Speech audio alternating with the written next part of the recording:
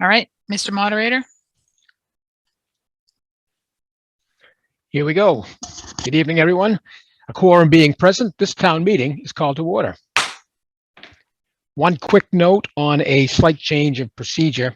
For each article, when we have the presentation, we will lower all hands at the end of the presentation, and then we'll start fresh from there, calling on people in the order that the hands are raised. It's not too much different than what we've done, but it just clears it out to make sure we know why your hand is raised. And with that, we will move to business under Article 6. Mr. Lalashore. Should I move now? No, give on Article 6.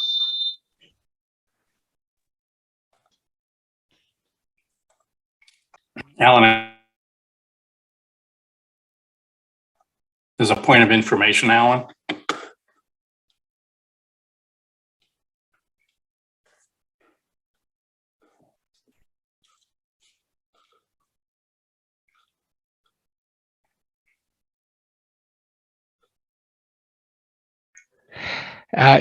Well taken. I usually do that, and I just was so anxious to get the meeting going, I forgot. So I would ask that everybody join me in the Pledge of Allegiance.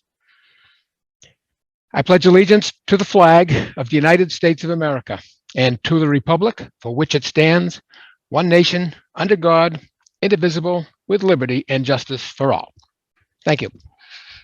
And now we will move into Article 6, Mr. Lalashore.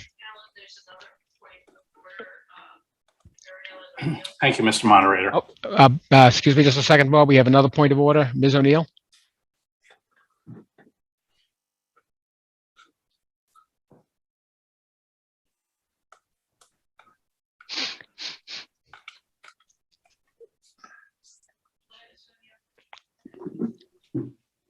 Go ahead, Ms. O'Neill. Hi, Mary Ellen O'Neill, Precinct 4.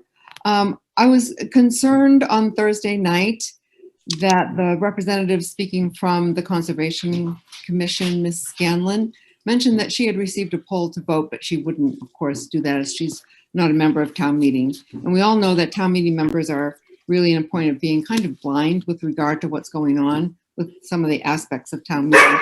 So I was wondering if you could tell me what we're doing to ensure that only town meeting members are voting and that the votes that are recorded match with the attendees.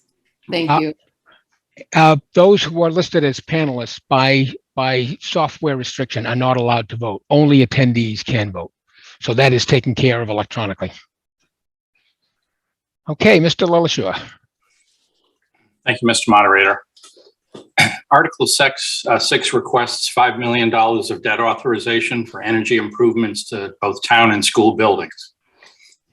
For those members that were part of town meeting in 2009, you may recall a similar article in which we asked for almost $5 million was requested.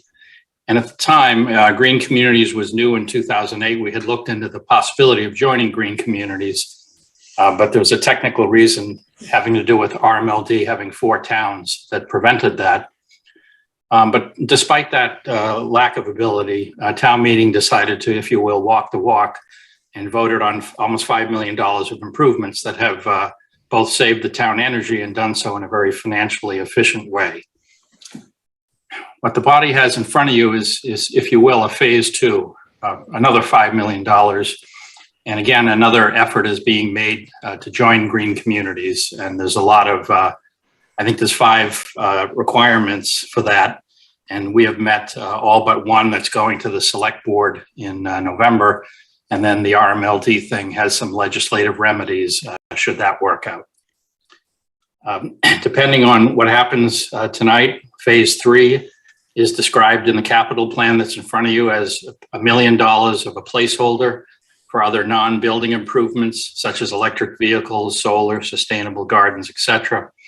And that funding would be supplemented by Green Communities grants, perhaps. And perhaps a phase 4 is work on Killam and then HVAC work on Coolidge, which I'll circle back to.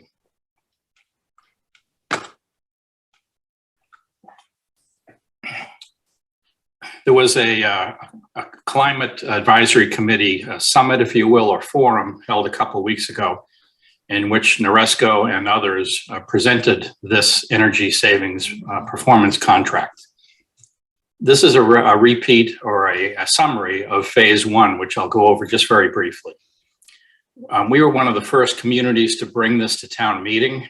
Previously, performance contracting was generally done as a lease, which did not need town meeting approval, and quite often done, for instance, by a school district through a school committee for a school building or perhaps a couple of school buildings.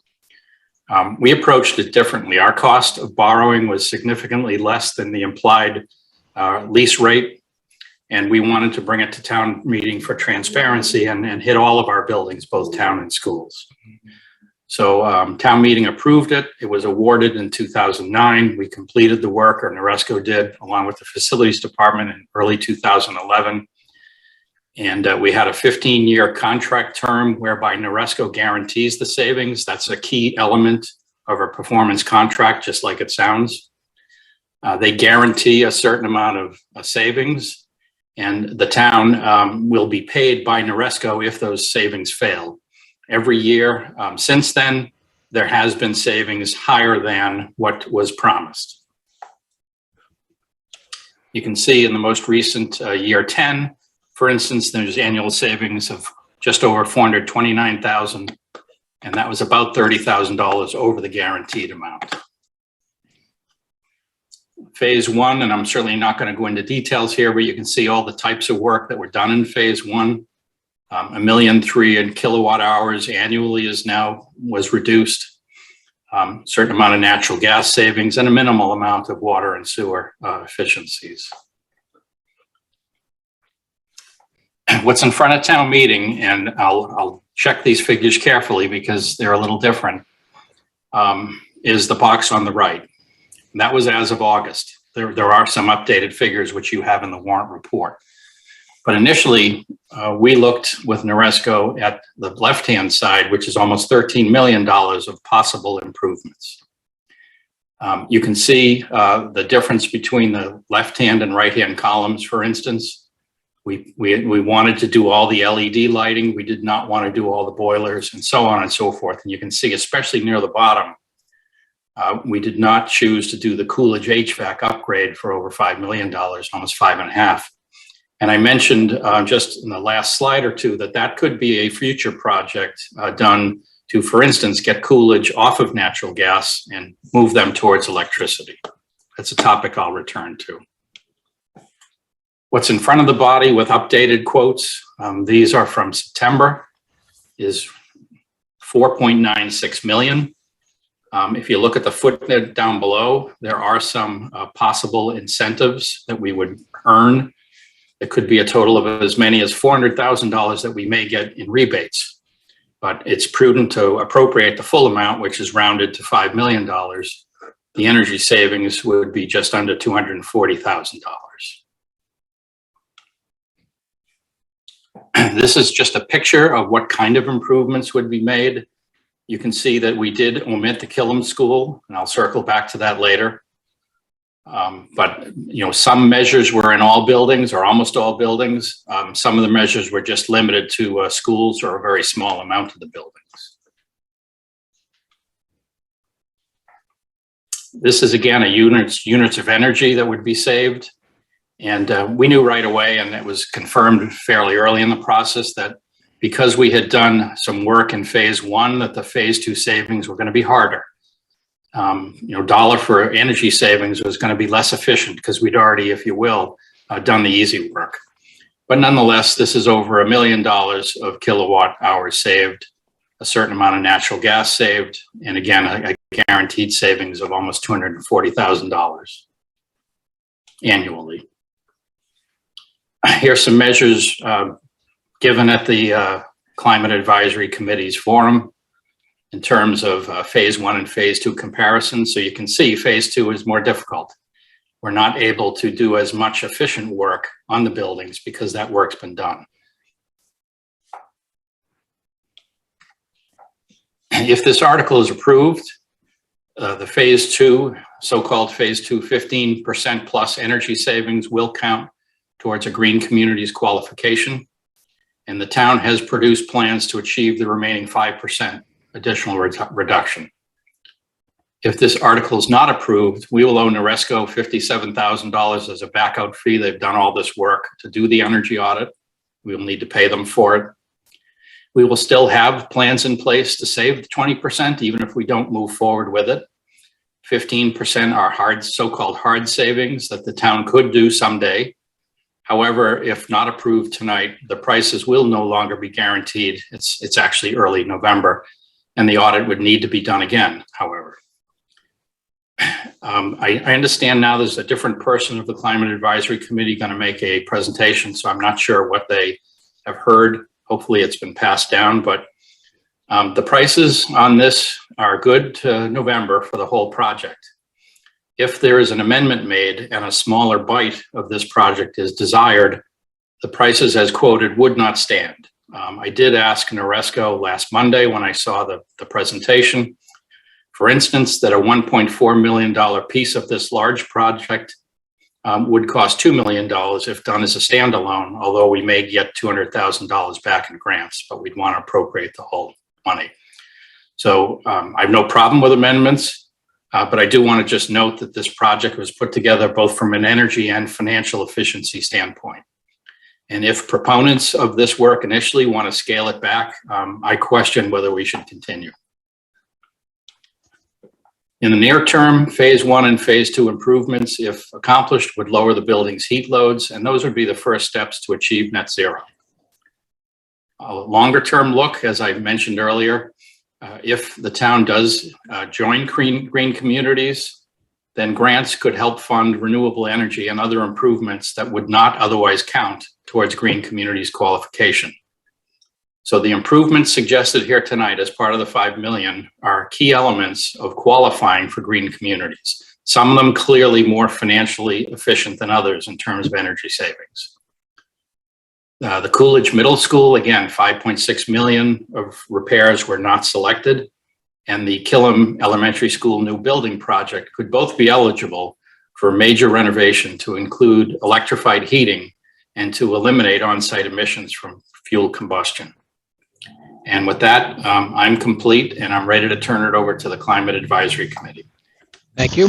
Just to let you know, we have 2 reports before we get to a procedural motion that one of the members of the select board hopes to make, but we will start with the FinCom report. Mr. Ross.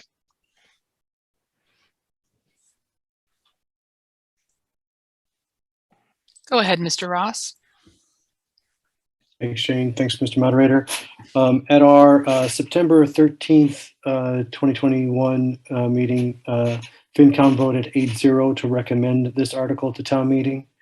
Not only did we get presentations in our FinCom meetings from town manager and the department head from facilities, we also or at least I know some of us attended the climate advisory presentation that Bob had referenced.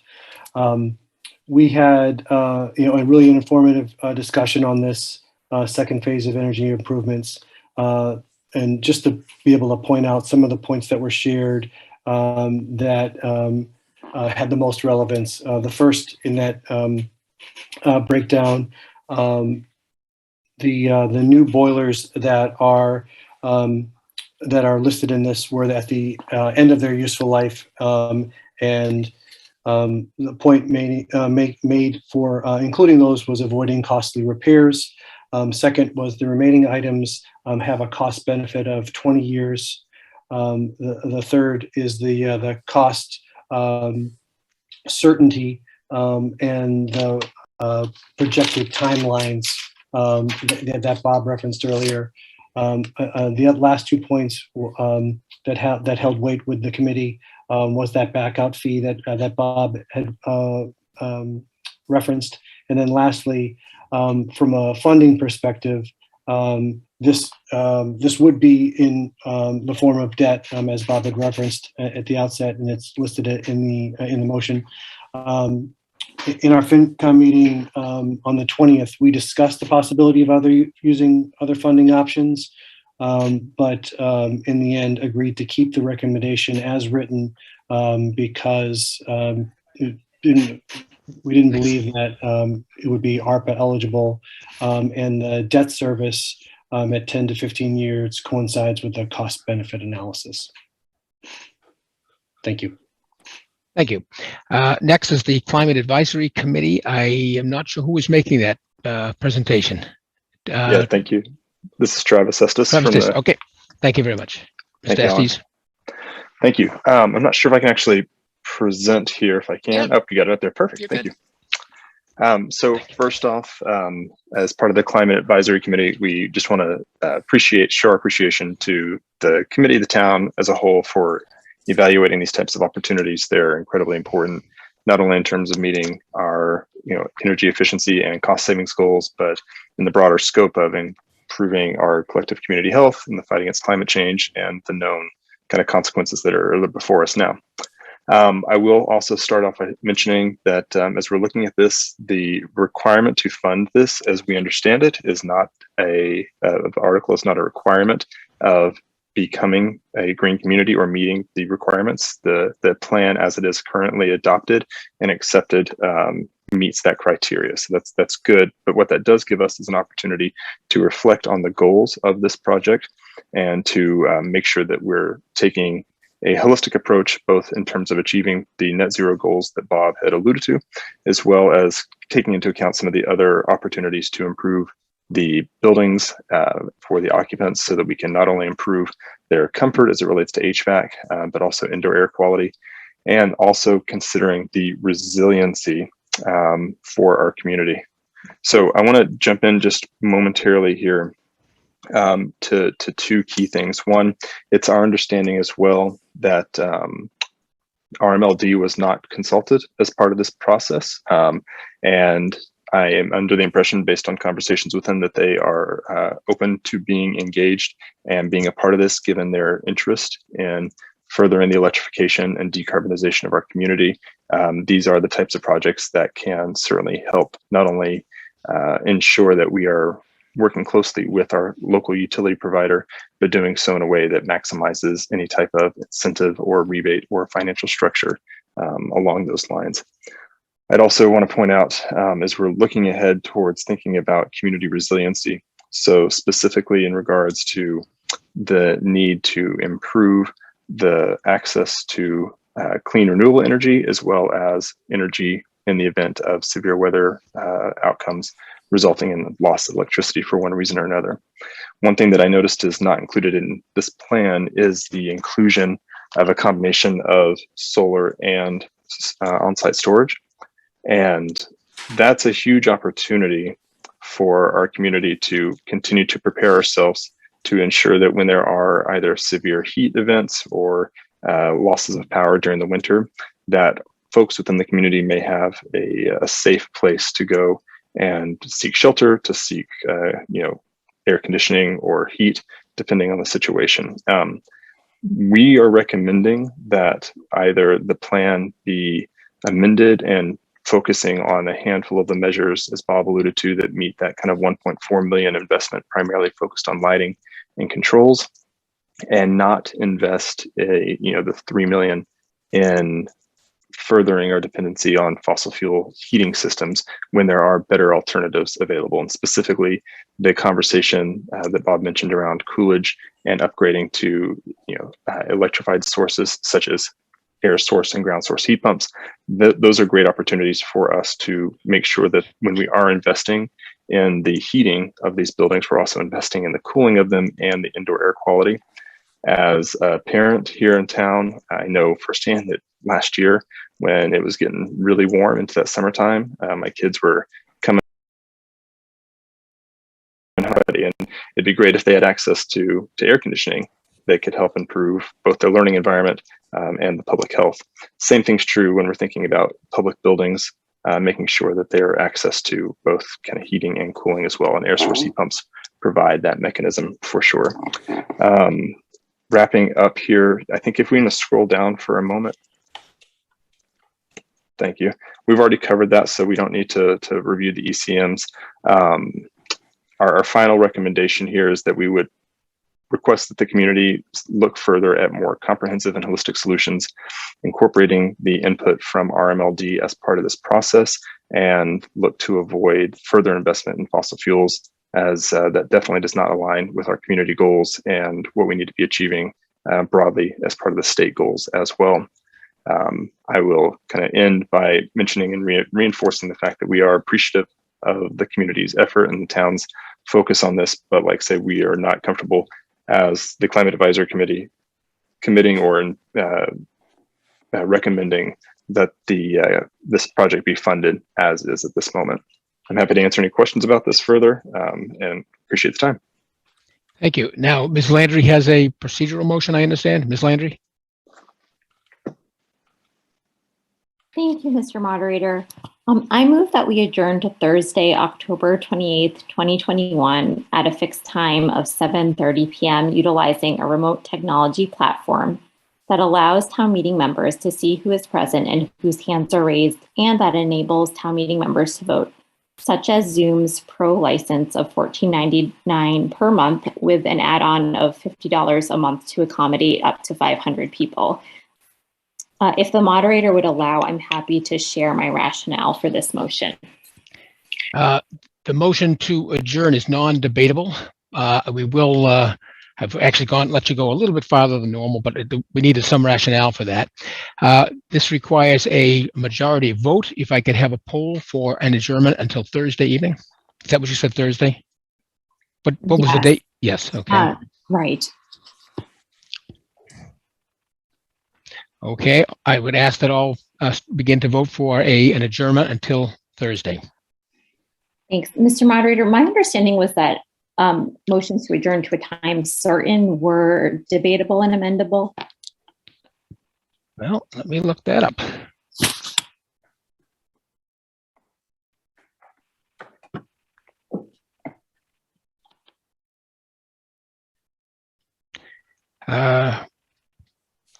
Not according to my notes, no. Okay, we'll continue with the vote. Okay, thanks. I think my reference was town meeting times, but thank you.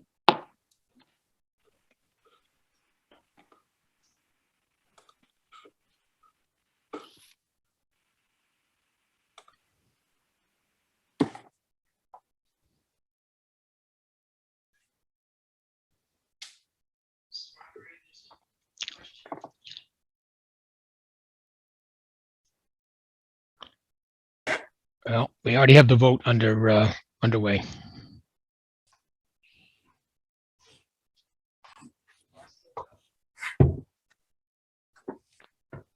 Mr. Moderator, ending the poll.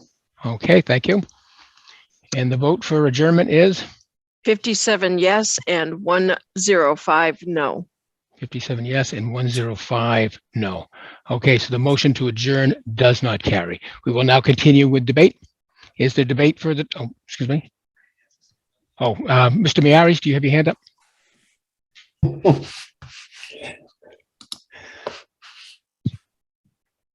I'll take it down. Oh, okay. Already ruled. Okay. Further discussion on Article 6. Motion Hold on on. Article 6. Mr. Moderator, You're lowering the hands first. I'm lowering all hands. Thank you very much. Mr. Leet. Nope. Okay. Nope. All hands Okay. are lowered. All right. Okay, and now we will begin debate. Ms. Binda. Ms. Binda. Go ahead, Ms. Binda. Well, first, I have a point of order. I have town meeting time, and I believe that according to town meeting time, which is our parliamentary procedure, that was a debatable motion that Select Board Member Landry made. Well, let's look up our bylaws first then. That they come before the town meeting time. Could I ask Mr. Miaris to do that? Sure. Just give me a second. Sure.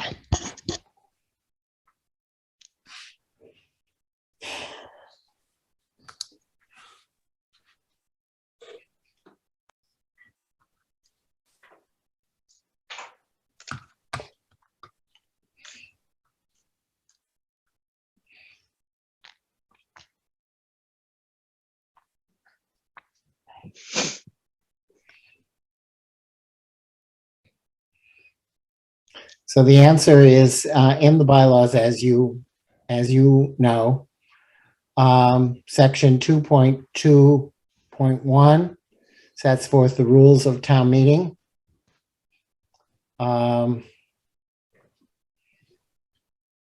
Rule 17 says motions to adjourn shall always be first in order. Motion to adjourn to move the question, to lay on the table, and to take from the table shall be decided without debate.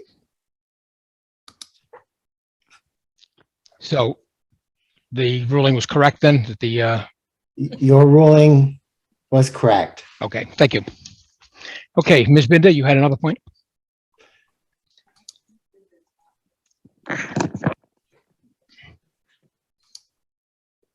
Oh, that was a point of order. Okay, I'm sorry. Okay, further discussion.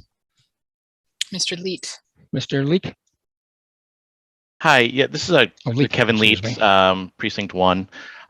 Question for, I guess, probably Bob, related to why there wasn't a sort of follow-up RFP for the Noresco project, given it's such a long-term engagement after the 2009 engagement was up, I assume sometime earlier this year, sometime later this year. Was there a reason there wasn't an RFP done? Mr. Lillishire? Thank you, Mr. Moderator. Both through procurement, through town council, it was decided that one was not necessary. We were simply utilizing the current agreement still in place for another 3 years. Okay, Mr. Lee, you have a further question, or are you all set? All set. Okay, further discussion. Mr. Herrick. Mr. Herrick? Hello, Stephen Herrick, Precinct 8. Well, first off, I wanted to thank the town staff for the work that's obviously been put into this. And I think the goals here are admirable. They're good. They're the right thing to do financially. And I can tell that we're trying to hew to where we'd like, closer to where we'd like to be environmentally as well. My bigger problem, I think, if I step back, so we're looking at an original contract that was signed with Noresco in 2009, and I believe the rationale at that time was access to capital. Maybe I guess we paid for it, we borrowed the money, but also providing the alternative arrangement for management of our needed infrastructure projects. The idea being to save money and improve our energy savings. From what I can tell, it says, I guess, in the intervening years, the details of this arrangement have been very opaque to myself. I've been on town meeting for a while, and I suspect the rest of the town meeting. I don't know really the details of how this thing works. My understanding is there aren't too many people in town, or at least in town management, who do understand. Not Bob necessarily, but I don't. The select board and people in town meeting, it's fairly opaque. We've been assured this is a good deal for the town, and I'm willing to accept that assessment. They say there's savings, I'm going to believe that.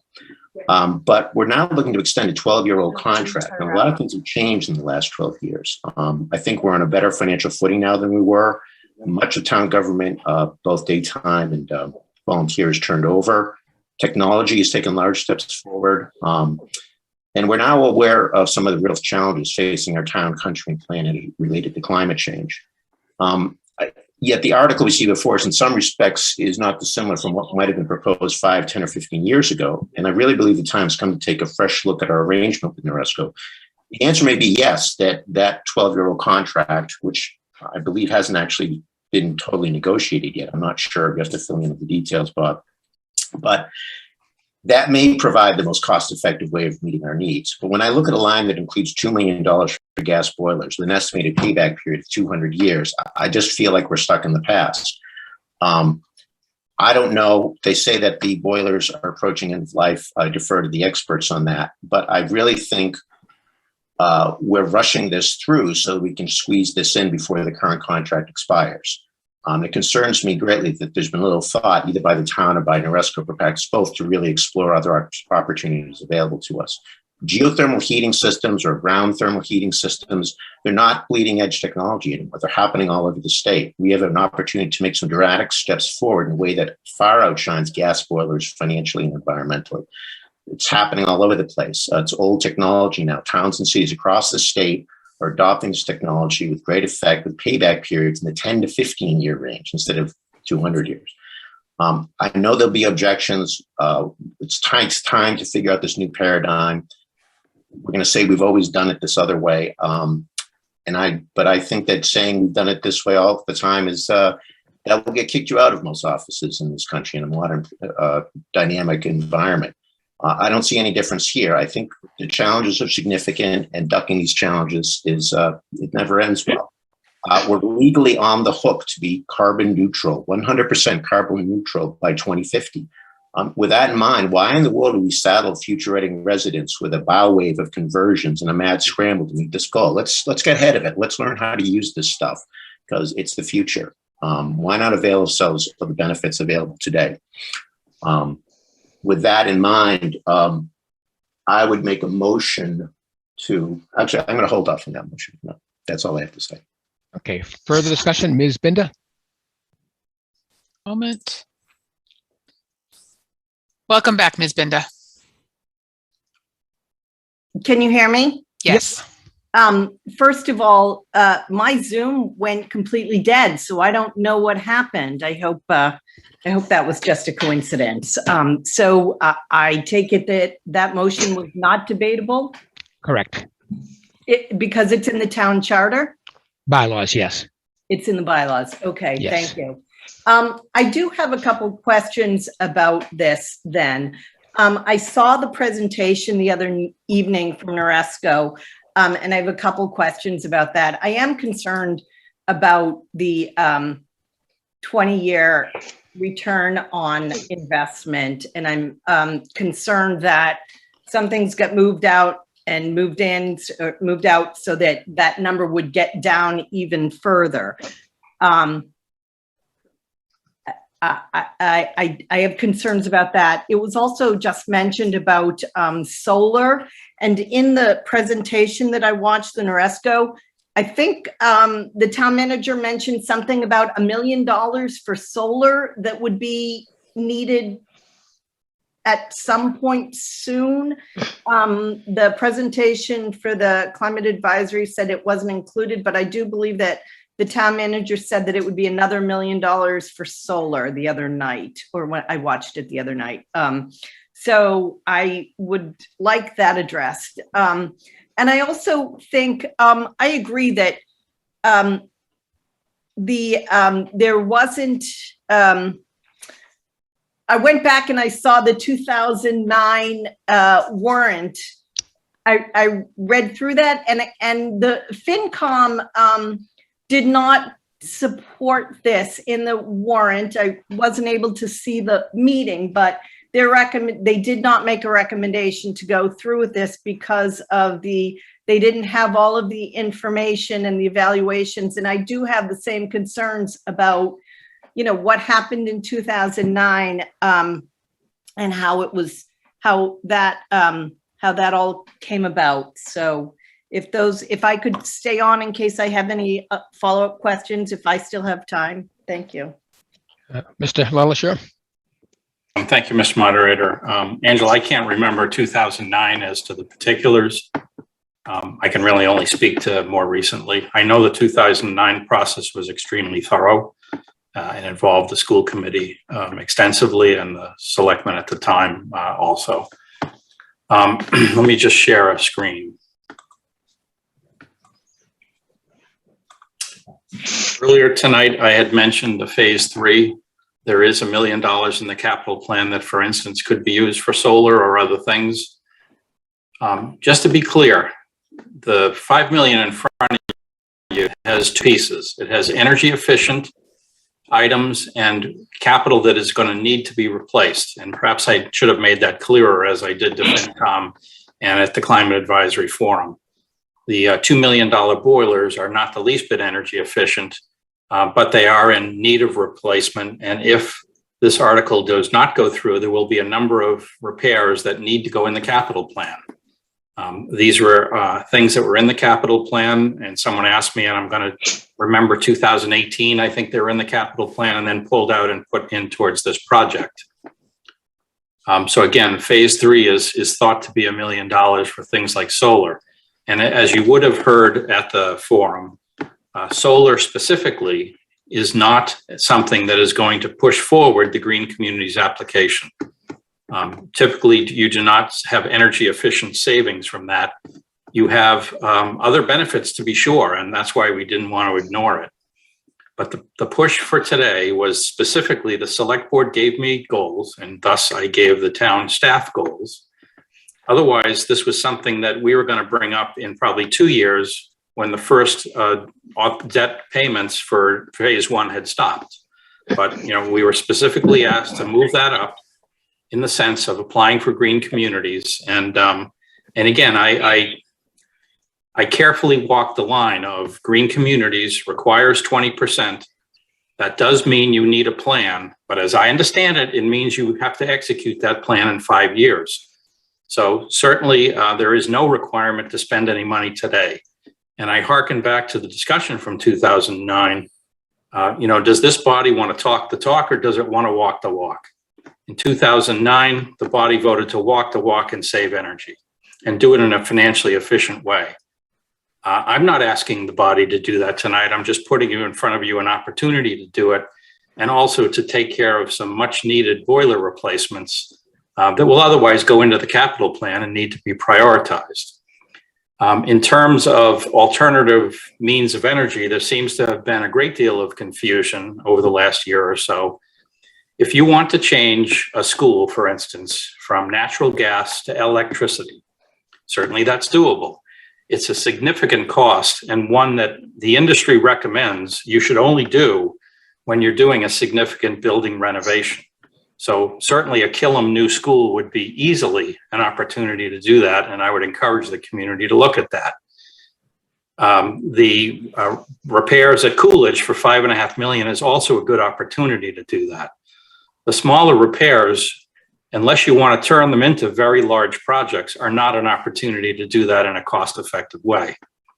If you're going to do a certain amount of work on a building, and this is both town and schools, there is a rule that if the amount exceeds a certain percent of the assessed value, then you must make the building fully handicapped accessible and compliant. And philosophically, all of our buildings should be, but they are not. And so we have in the past had to turn away from some repair work on some of the schools under the green energy savings because it would have triggered that. To change all of our buildings to electricity from gas could well be an objective and a laudable one. It is going to take a great deal of planning to figure out how to do that and keep the buildings useful. And it's also going to take tens of millions of dollars. And someone mentioned RMLD at the table. RMLD has absolutely been at this table, but please bear in mind, they are a vendor. With all due respect, they sell us electricity. And that's an important fiduciary responsibility we have to keep some of this in perspective.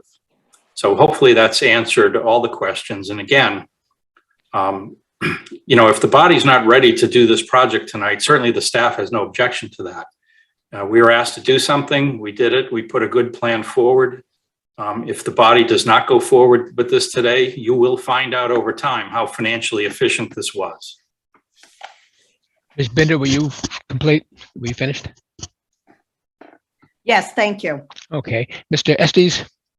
Yeah, thank you very much. And I appreciate those questions and the response from the town on that. You know, harkening back to the comments from Mr. Herrick, the plan as we've been evaluating it, as it's been presented, does take into, it has a narrow scope in terms of meeting a very specific goal, and there's nothing wrong with that.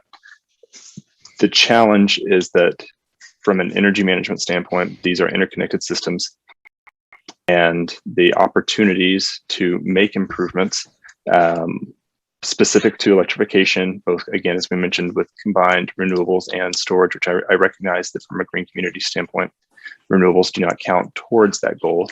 That doesn't mean that they shouldn't be considered as part of it. There's no reason, there's no rule that prevents that from being a part of it. It just can't count towards the actual savings goal for the reduction. So taking a step back in this moment, not committing to another 30 plus years of fossil fuel dependency for these buildings, looking at technologies that have dramatically evolved but have also proven their effectiveness seems like the most prudent thing to do, not just from kind of a fiscal standpoint, but from a holistic benefit standpoint, which again is where we're coming from as we make the recommendation to evaluate and work closely with RMLD. I understand RMLD as a vendor in the sense that they are providing a town service. They have that certainly just as much as National Grid or any other investor-owned utility. And so when we are talking about incentives, we should also be incorporating them into the conversation to ensure that we have a complete perspective on what the financial outcomes could be. And unfortunately, that wasn't, as we understood, part of this particular process, which could have really helped tilt the scales in one way or the other as it relates to the capital and the upfront capital that was necessary to make some of these improvements towards electrification and decarbonization for these buildings. But good questions, and I appreciate the town's consideration. Further discussion? Ms. Johnson. Ms. Johnson.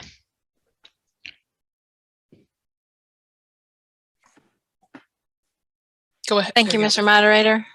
Helena Johnson, can you hear me? Yes. Okay. Helena Johnson, Precinct 5. This feels like a very large debt to take on to me for a very long time. It also really concerned me that RMLD was not consulted. That's a big red flag for me.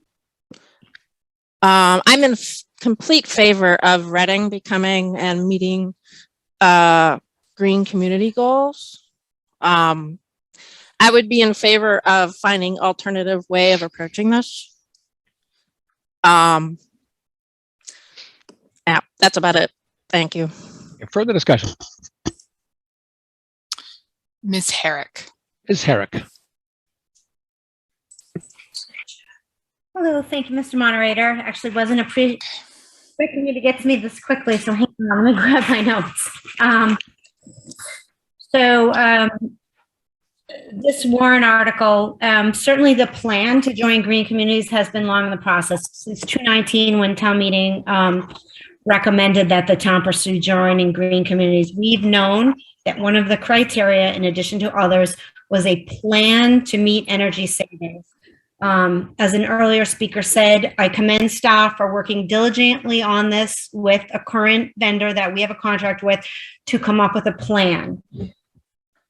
I need to be very clear, because I think that this Warren article is confusing that there's a difference from submitting an application to green communities and having a plan that could work. And by the way, the specifications of the energy reduction plan are to reduce your energy usage by 20% over 5 years.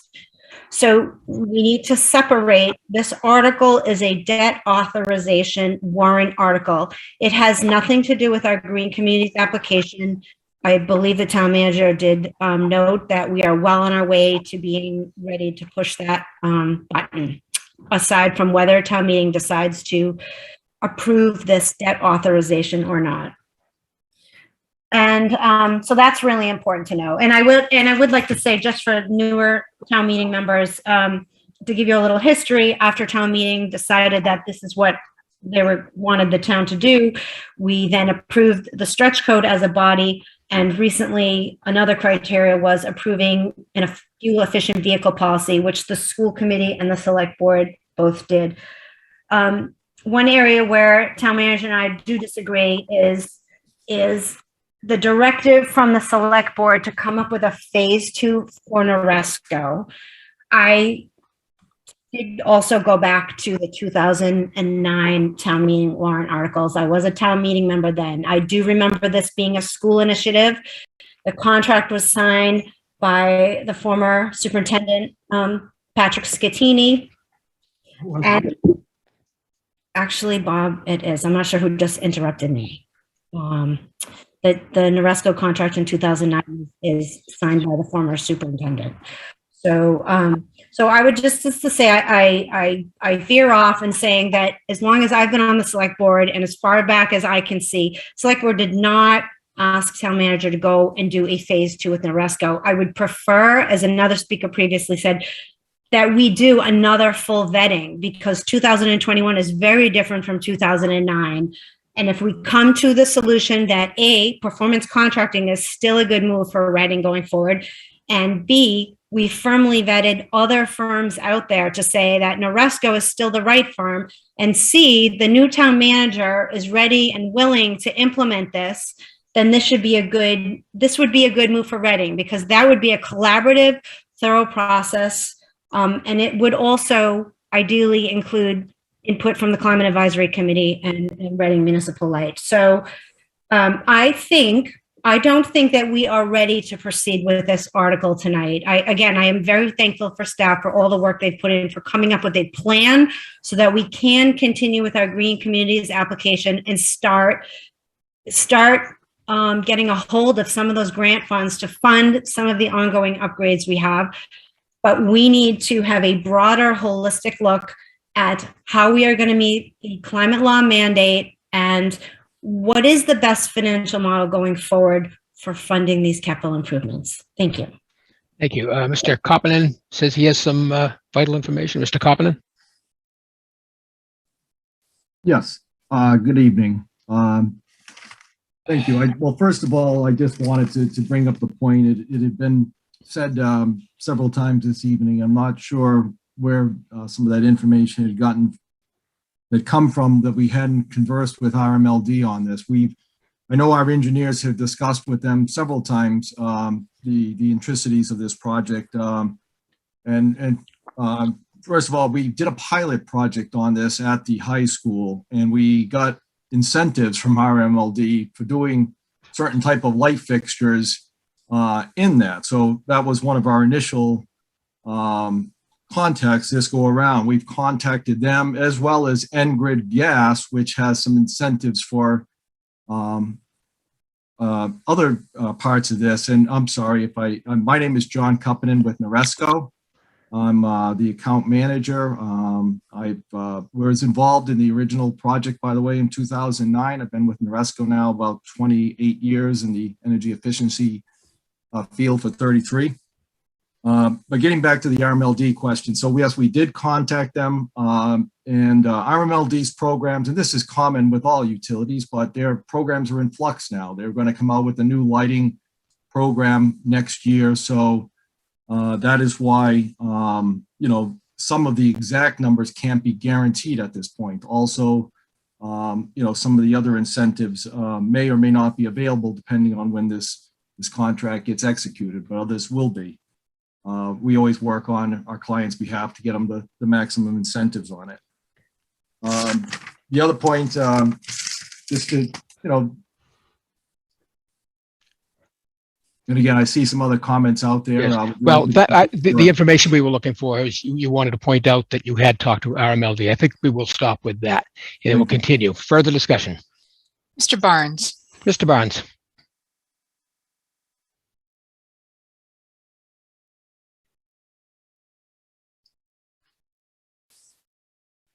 Can you hear me now? Yes, we can. Okay, thank you, Mr. Moderator. Jonathan Barnes, Precinct 5. This discussion is very valuable and very edifying. I appreciate it. Perhaps a slight digression, but I noticed, and I may have missed this from earlier conversations or other material, but I noticed in the warrant booklet, the select board report voted 3-0 to 2. And that split has come up on other articles. And I just wanted to ask, that means that 2 select board members did not either vote in favor or against this warrant article. And I'd just like to ask if clarification could be made as to who they are and what the rationale was for their decision to abstain from taking a position on this. Thank you. Thank you. I don't know if this is what the answer you're looking for, but I noticed Mr. Haley has his hand up. Mr. Haley? Thank you, Mr. Moderator. Yeah, I didn't have it for the abstaining portion. I can only relate to, I was on the 3 for the positive aspects. So did you want me to continue or wait until? Well, now that you have the floor, why don't you continue? Okay. Then we'll see if any other select board members want to chime in. Perfect, thanks. Chris Haley, Tennyson Road. Originally, when I saw this myself, when I saw the $5 million price tag, I was dead set against, it just seemed way too high. And then once you start looking into it, I know I had went back and forth with Bob multiple times mentioning the boiler thing, because to me, that's the biggest thing. It's a 200-year, return on investment. But for me, when I see it, the boilers would have to be done anyway. And to Mr. Herrick's point about the geothermal, of course, geothermal is going to be better. And then maybe 10, 20 years from now, something else is going to be better than that. But there's also a cost associated with that. It's just going to be, it possibly double to triple the cost, but you get more savings in the end. So I think to wrap it all up for me, my uncle was a selectman in Aquinnah, and they're going to be completely green by 2040, but that's an island of 400 people. They can do that. So by 2050 for us and the rest of Massachusetts is a goal that we should all be looking towards, but I don't even know if that's going to happen. So for me, like I said, I fully supported this. Once you take the boilers out, I don't really see, you're left with 2 million and 1 million's lighting. Everyone knows LED lighting is better than the existing stuff. And then if I could, just about the hands thing, you guys can just share a panelist screen, and then you could just see everybody's hands. So that kind of would solve Anne's problem that she had mentioned earlier, and maybe solve that for her. So if you just share the screen, everyone can see everyone's hands up from a panelist. But thank you for your time. Thank you. Ms. Landry has her hand up. Ms. Landry. Thank you, Mr. Moderator. Just wanted to share that I had voted to abstain at the time that I voted in favor of closing the warrant, but voted to abstain on all of the articles involving authorization of debt, given that the total was so great and I needed more information before deciding on each one. Thank you. Further discussion? Oh, Mr. Bashi. Okay, Mr. Bashi. Hi, thank you, Alan. To Mr. Barnes, I fully support this article. I still support this article. It makes total sense. I appreciate all the work that Noresco and Bob and staff have done on this. And it makes sense. And I agree with Mr. Haley's comments. And for future consideration, I think people should get their facts straight before they comment. Thank you. Mr. Doxer.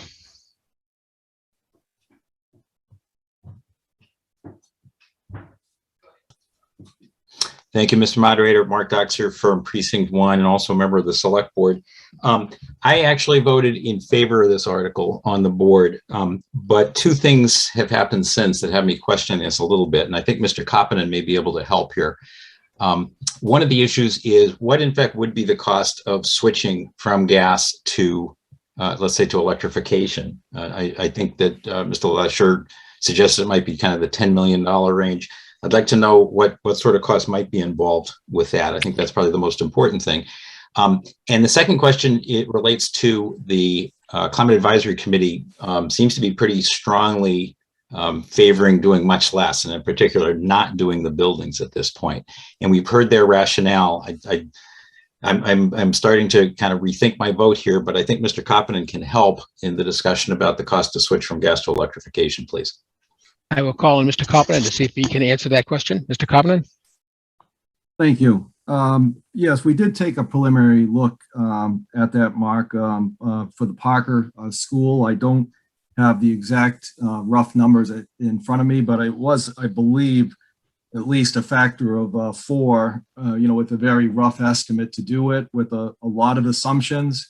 And what that did not take into consideration, as the town manager has pointed out already, I believe that would also trigger, that cost some ADA requirements that would then make this a much more all-encompassing project. So typically, what I've seen, for projects like these that have gone forward in like new buildings, Belmont has done some brand new schools, high school, middle school this year that will have geothermal heating in it. The Parker Middle School, it's not set up at all for that existing system. It's if you think of what you have in your house, like hot water, baseboard heating, that's what the heating is, primarily hot water heating in the school. There's no duct work at all for anything to go in there. So you would have to do a major demolition, which may not be, certainly would not be cost feasible. So that is why, again, we recommended, the next best alternative would be to go with the high efficiency boilers. It's always best to minimize your energy use first. So we have controls on that. We have additional insulation, and that would be, some of your first steps on this. And just to, I'm a father with 3 children. I wholeheartedly, understand what everybody wants to do. And Again, I think we will just stick with the question that you were asked, but thank you very much. Further discussion? Yes, Mr. Giacalone. Mr. Giacalone? Good evening, Michael Giacalone, Precinct 5. I too, when I saw this warrant, was kind of concerned about the 20-year payback. As a individual that consults with business owners and talking with various people, I don't know too many business owners that would want to do an expenditure that's going to take 20 years to get paid back. If I'm correct, Bob maybe even answer this right now. Did I correctly understand that we don't have to do all the different parts like those boilers, which have a 200+ year payback, which I can't understand that at all.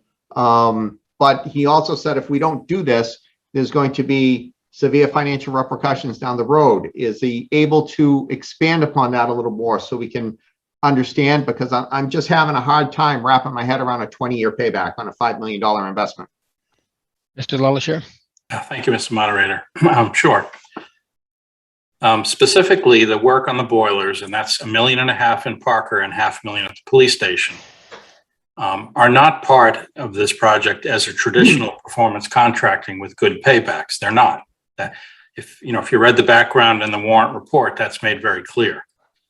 The rest of the project is, some pieces better than others. Certainly LED, we've already gone through a couple of rounds of that in the last 12 years.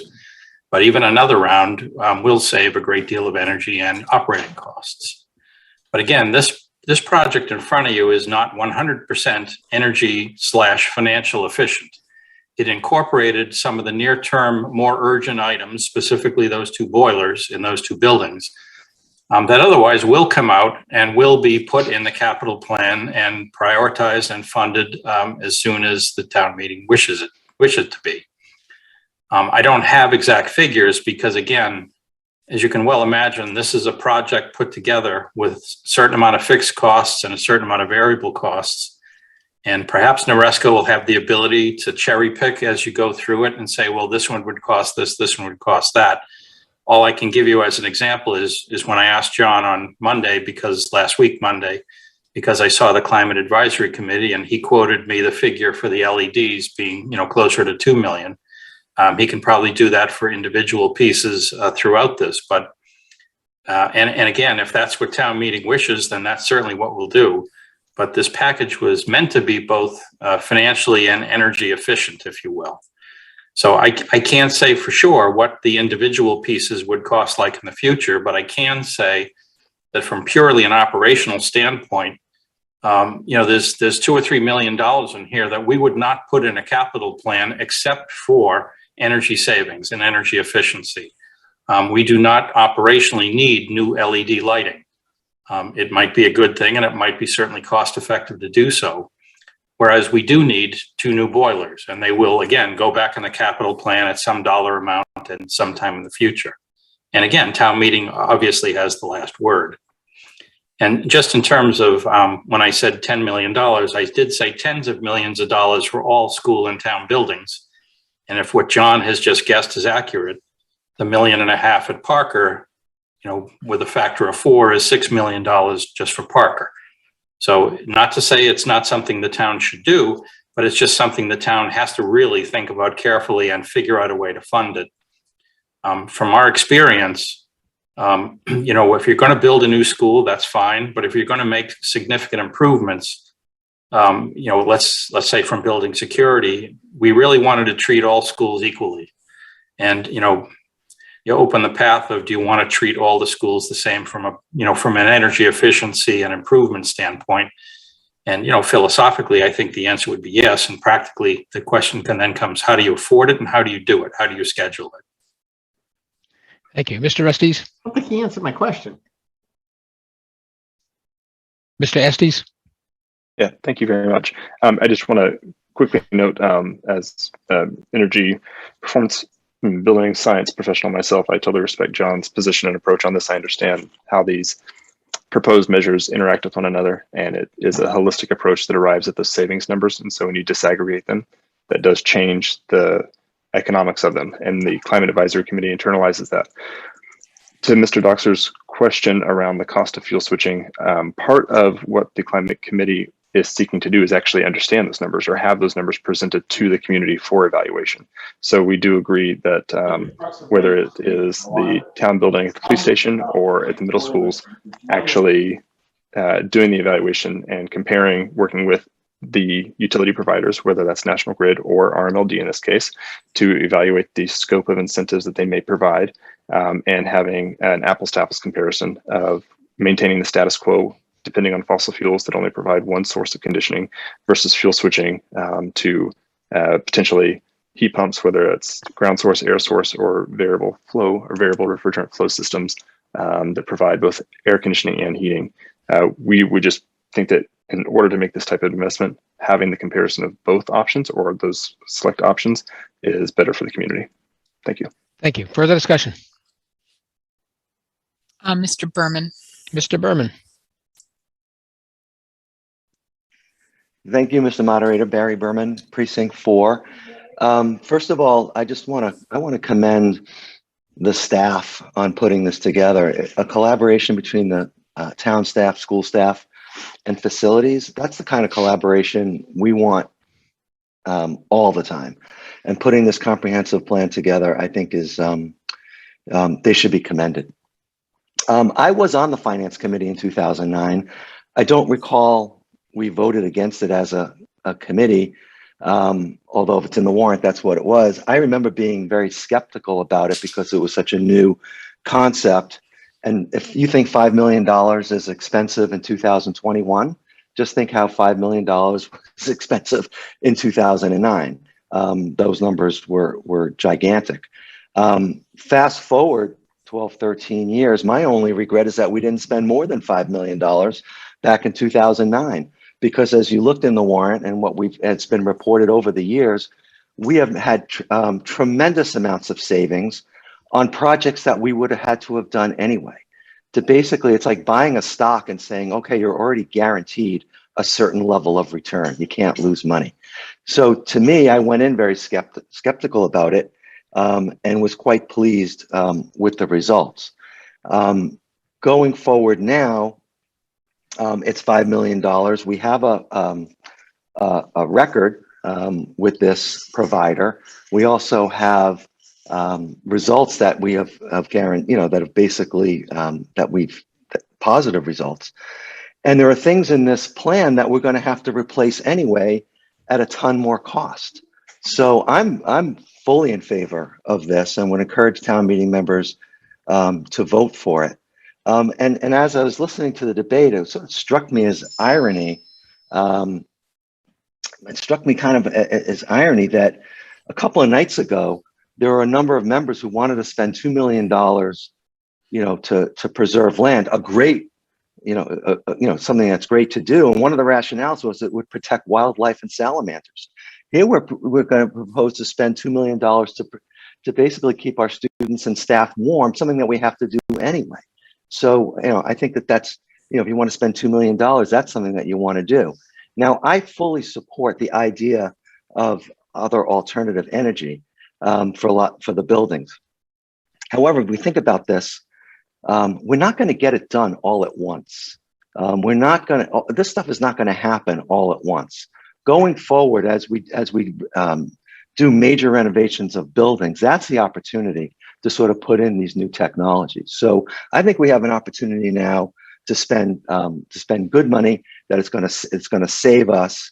The savings won't be as great as it was in the first time, because the first time we did the low hanging fruit, we did the easy stuff. Now it's getting a little bit harder, but not only are we saving energy, but we're also incorporating into this project things that we would have to do anyway very quickly that would cost a ton more money. So town meeting members, I urge you to support this. Thank you. Thank you. Further discussion? Mr. Horn. Mr. Horn. Hi, Bernie Horn, Precinct 1. Assuming you can hear me? Yes, no problem. Two items here. The first is just a comment, and the second is just a set of questions or a question.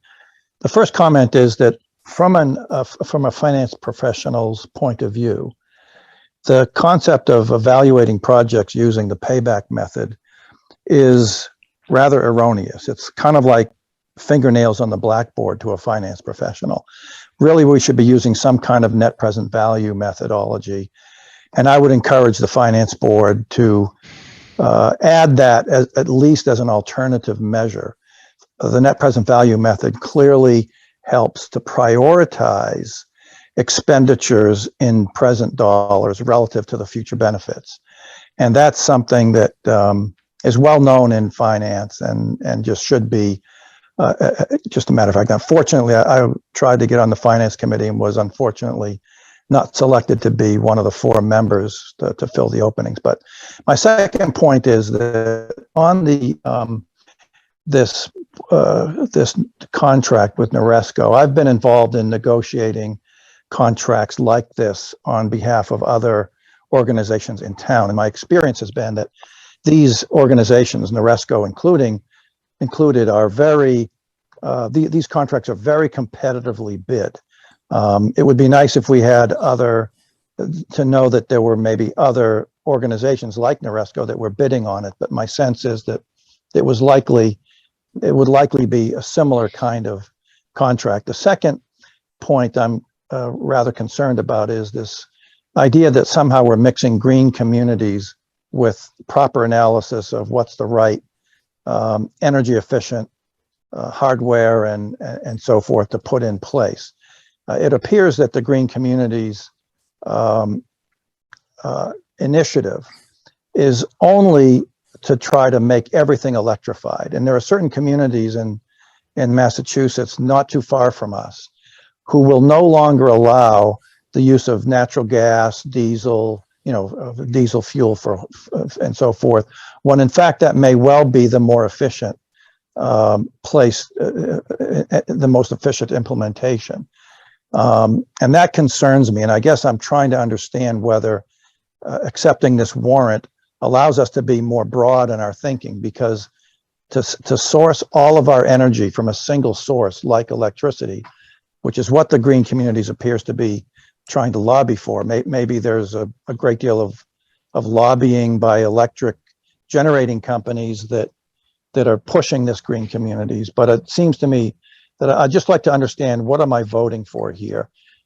If Noresco will adjudicate, let's say, what the best strategy is, or the best cost benefit to the town is, regardless of whether it's electrification or natural gas and so forth. It seems to me that they're doing that, and from what has been discussed is there, but I'd just like to get some clarification on whether they will exclude certain types of energy in favor of just electricity, or they're willing to look at all the alternatives on a kind of a level playing field. So that's my point. Okay, thank you. Mr. LaLacheur. Thank you, Mr. Moderator. I do want to address a portion of your comments or questions, Bernie.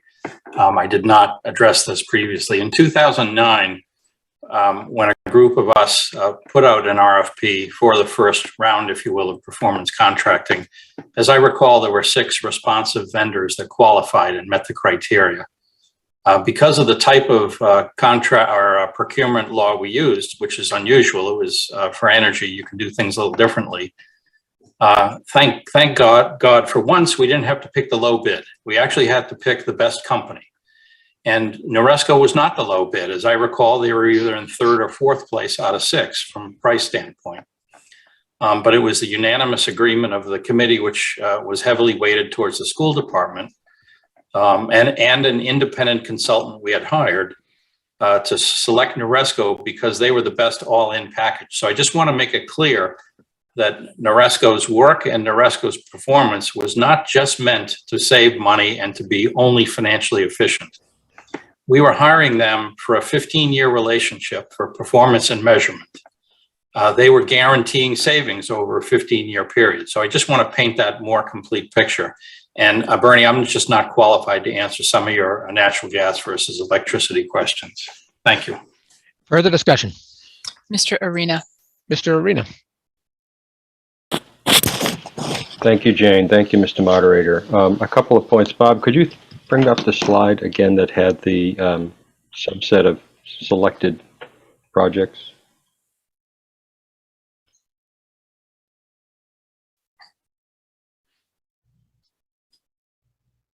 Am I being heard? Yeah, I can hear you. Okay. Is there a chance to bring up that table, one of Bob's that he had shown earlier? Yeah, John, I'm trying to do that right now. Okay. Oh, here we go. I think it's slide 16. Can you see this one okay? I can. Can you go to slide 16? Once I figure out which one this is. Oh yeah, that's a little bit older information, but similar picture. Okay. Right. So first of all, I second Mr. Berman's comments. I think the staff has done an outstanding job to put this information in a fairly easy to understand format. And that takes, to look simple here, I can assure you it takes tons of work to make it look simple. The second point is, if you take the bottom line of this and you subtract out mentally the boilers, the measure here called payback, which I agree with Mr. Horn isn't the best way to look at it, that actually drops to between 11 and 12 years. Or to say it a different way, you're getting 9% a year reduction in the operating expense. In a business or any operations, to be able to improve your operating expense is key. When you're paying 2 to 3% in debt, and for that expense you can save 9%, you take that deal all day long. This is a no-brainer. The fact that there's a boiler in here is kind of irrelevant. It's here for the ride because you need one anyway, and this is the most effective way to get it and the most efficient way to finance it. To do it separately, it takes you more time, you'll end up, frankly, paying more for it. Good is not the enemy of great. Some people may not think of this as great. That's fine. It's good, and it's a good second step.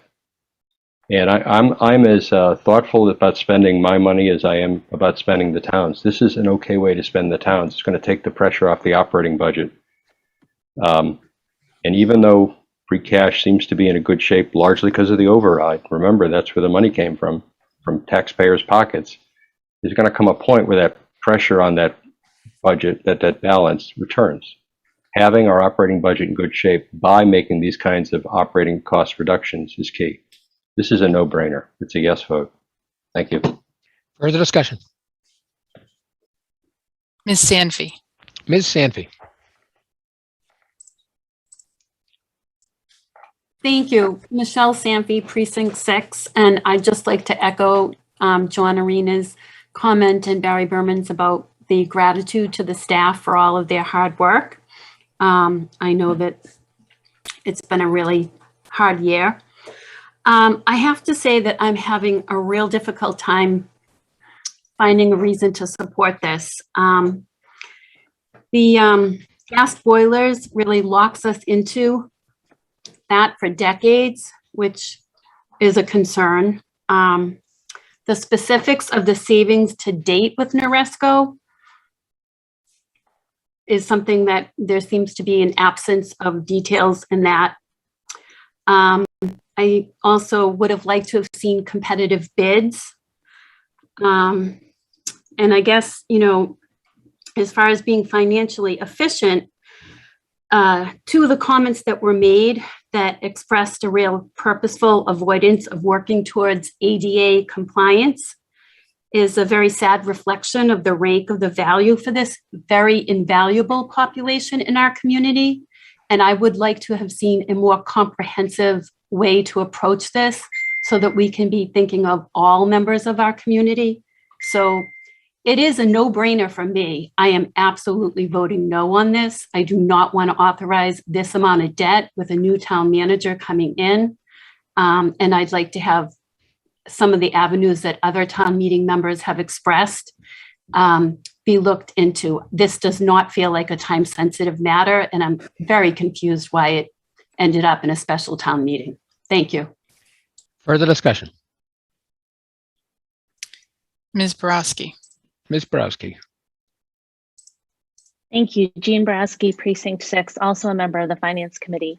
To the extent that it's helpful, I just wanted to share with town meeting some of my reactions to the to this article over the last 2 months as FinCom has grappled with it. I'm really happy to hear the conversation at town meeting because it reflects a lot of the discussion that happened at FinCom. For what it's worth, I was initially very skeptical of this. It's a lot of money. I looked at the overall payback cost.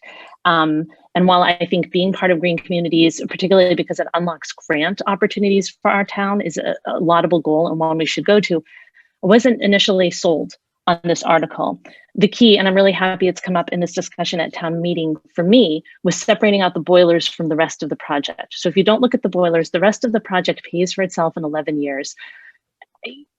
It has been said that that's a no-brainer, and it is a no-brainer. You take out debt for 15 years, and in 11 years, you're saving money. You've paid off the project and you're saving money. That's a win for the town. You're more energy efficient and you're saving money. That's money that's going to go to pay teachers and firefighters and improve technology. That's just a win.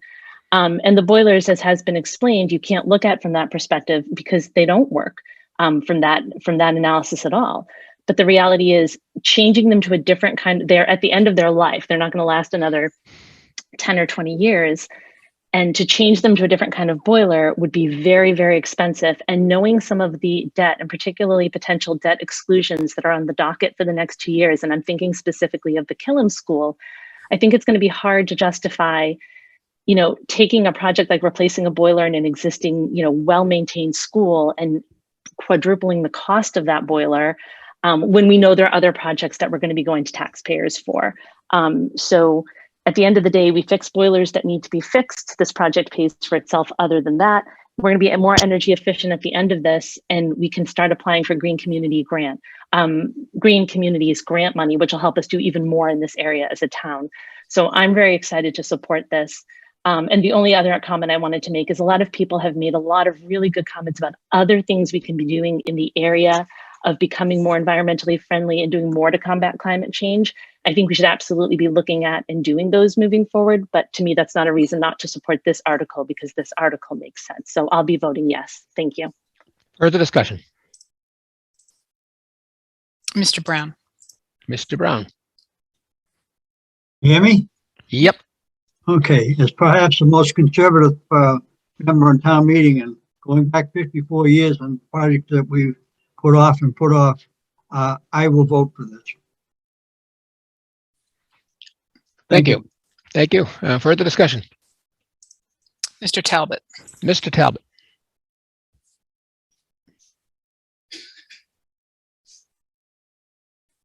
Mr. Talbot?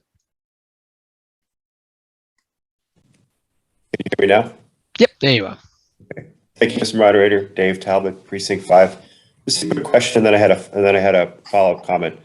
The quick question is, I just wanted to make sure I understood something that Travis Estes had said. And I understand, by the way, that he's also an energy management professional. Did he say that the relevant boards have not seen the detailed side-by-side cost estimates or options for fuel switching versus going with gas boilers? And if so, if he said that, is that correct? Then I have a follow-up. Do we have a response, Mr. LaLacheur? Yeah, I can say that's correct. If we want to instead engage a consultant to do a side-by-side for all the schools and town buildings, that's just entirely a different project and one that, we'd have to come up with an appropriation for in the future. Thank you. Okay. Mr. Talbot. Thank you for that clarification. So I guess that I feel like that was a very strong point he made, that we've discussed this a lot, but in fact, the boards who are charged with making the recommendations, including FinCom and including the Climate Advisory Committee and indeed the Select Board, haven't seen the option for fuel switching. And so to me, that's an invitation that we should see those side by sides for this 20 to 30 or longer investment. And then maybe the decision would be to go back to where we are tonight, but it seems like we haven't seen the numbers. The quick follow-up was just to clarify, what RMLD is for anybody who may not be familiar, who's new to town meeting. I happen to be one of the 5 volunteer elected commissioners. I don't speak for the board, just identifying myself. RMLD, it's a public utility. It's owned by the town of Reading. It has a separate governing body and separate management, but it's owned by the town. So it makes annual payments back to the town, and that payment is now pegged to electricity sales. So if electricity sales go up, the payment back to the town goes up. It used to be a fixed escalator based on just a fixed small percentage, but now it's pegged to sales. So as we convert, there's a piece that comes back to the town. And further, when you switch to air source heat pumps, we're one of the municipal utilities that has rebates for the air source heat pumps now, which makes us, more farther along than some of the others in the state. So there are rebates that come back for adoption. Now, I don't know whether that air source heat pumps would what the side by side comparison would be, because I've just learned that it hasn't been done. But there are rebates that come back for that. So I just wanted to clarify for everybody what RMLD is. I think the comment that we're a vendor was needed a little bit more context. I disagree with that word characterizing RMLD. Noresco is a vendor. RMLD is your public power utility owned by the town of Reading with separate governance and volunteer elected board members. Thank you very much. Thank you. Further discussion? Yes, Ms. Conway. Ms. Conway? Thank you, Mr. Moderator. Lorraine Conway. I'd like to move the question. Okay, that needs a second. I see a second. Okay. This is a non-debatable motion and requires a 2/3 vote. Could I have a poll up for moving the question, ending debate? Mr. Moderator, just to make a note, there are 16 hands raised. Thank you.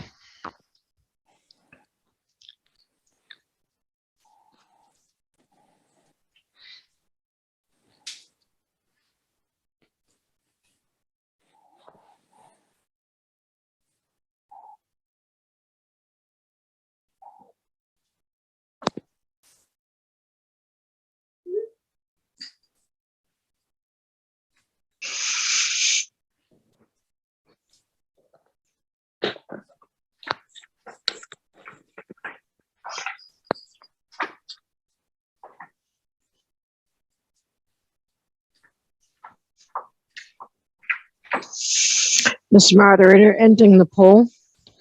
Okay, I see there's a point that somebody had a polling error when clicking to submit. So we'll make a note of that.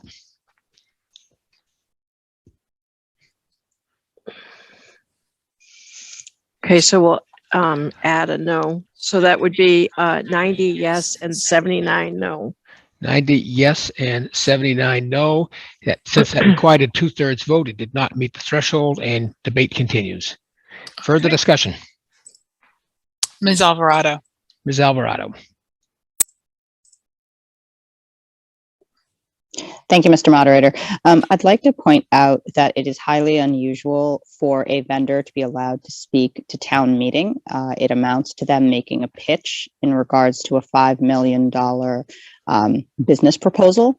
And I am concerned that they were allowed to present when other vendors potentially would not have the same opportunity. Thank you. Okay, the vendor was asked to speak to answer specific questions. Is there further discussion? Yes, Mr. Moderator. Mr. Stepler. Mr. Stepler. Thank you, Jane. Thank you, Mr. Moderator. Can you hear me? Yes. All right.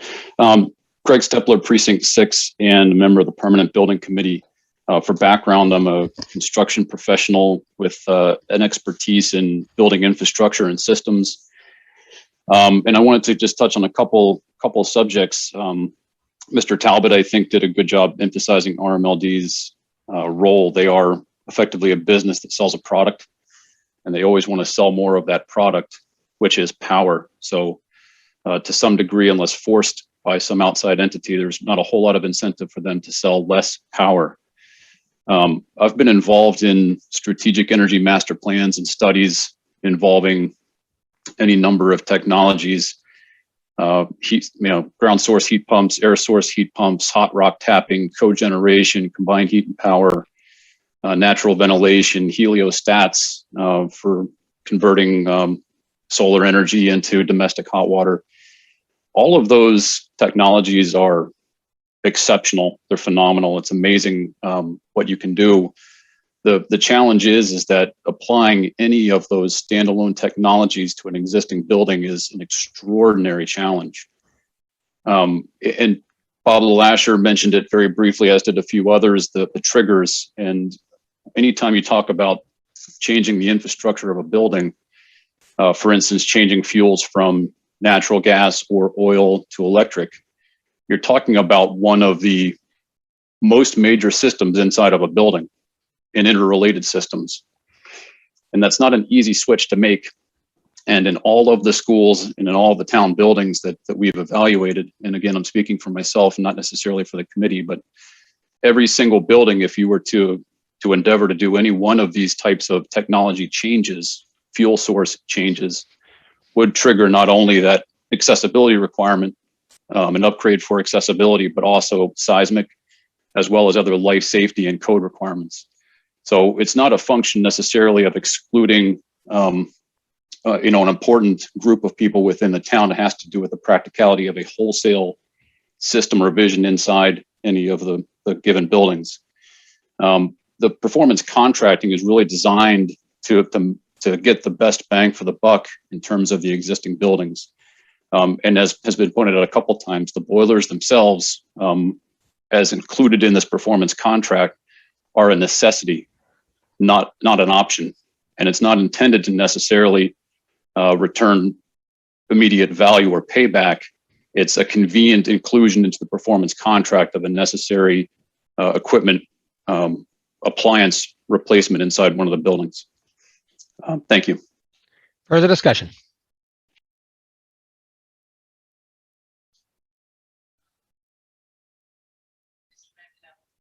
Mr. Manganiello? Good evening. Thank you, Mr. Moderator. Gaetano Manganiello, Precinct 2. I'd like to start by saying that I support this article. I'd also like to say that over the last night or two, we've sat here and discussed several articles previously, and all of which had a large impact on green initiatives or protecting the environment. And here we are with an article that has a significant amount of savings to the town and our operational budget, as Mr. Arena pointed out, and we're debating something that needs to be done. The boilers are going to go. We have to replace them. Why kick the can down the road? So, the hypocrisy is a bit palpable right now in this town meeting, and I'd like to strongly advise the rest of the town. I would ask that you not second guess why people are voting the way they are, but continue. I'm not second guessing it. I just want to state my point there. So I'd ask that we all support this article. Thank you. Thank you. Further discussion?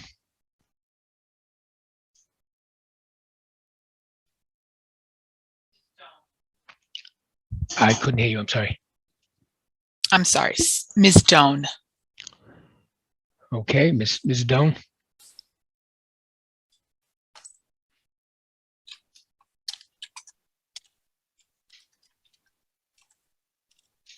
Did you say Ms. Doan? Is that what you said? Sarah Doan, yes. Sarah Doan. Ms. Doan, are you there? She unmuted. Yeah, sorry, I didn't mean to have my hand raised. Oh, no problem. Okay, further discussion. Mr. Coulter. Mr. Coulter. Yes, hi. Bob Coulter, Precinct 6. As with a lot of other people on the call tonight, appreciate everybody's opinion. I work in the electric industry. at National Grid, and I see a lot of solar projects coming in, and a lot of different type of battery storage projects that come in.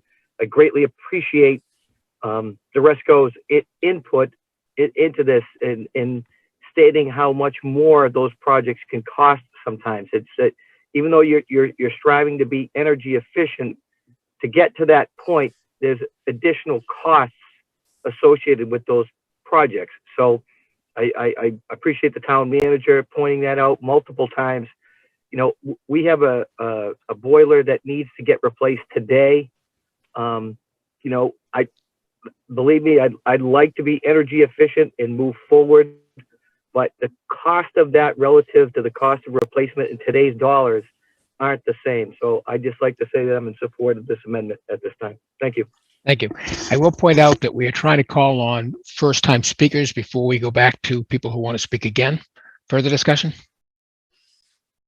Ms. Downing. Ms. Downing. Nope.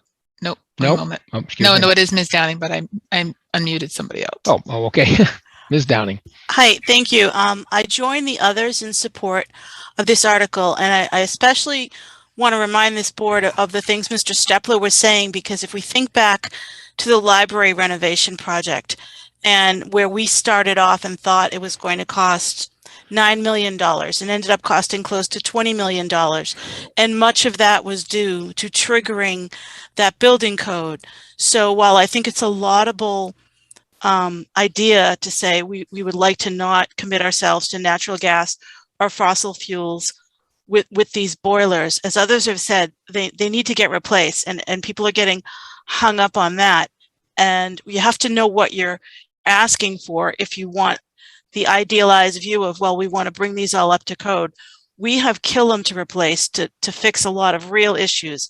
We have a senior center, we have other things, and holding up this whole article because you don't like the direction we're going. I mean, as a FinCom member, facilities explain this very clear to us.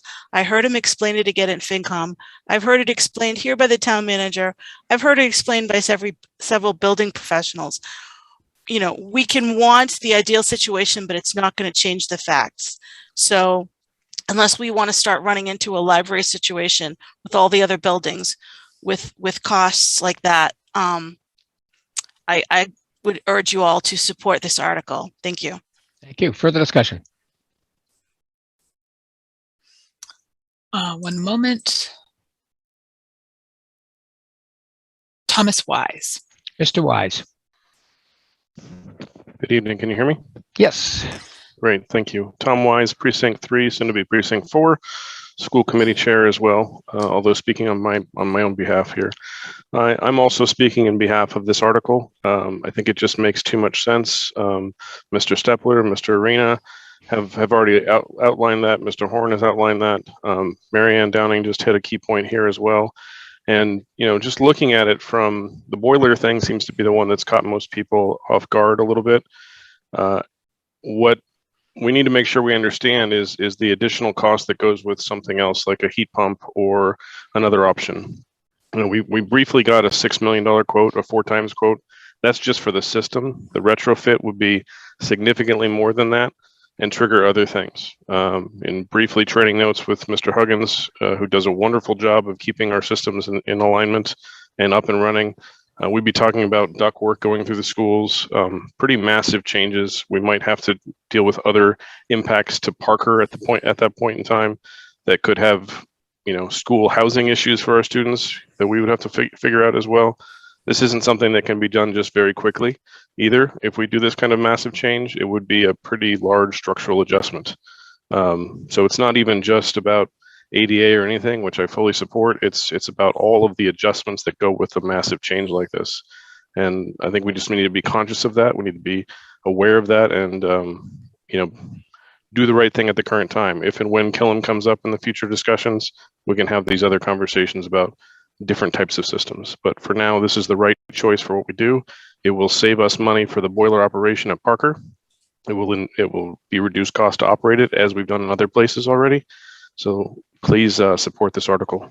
Thank you. Thank you. Further discussion?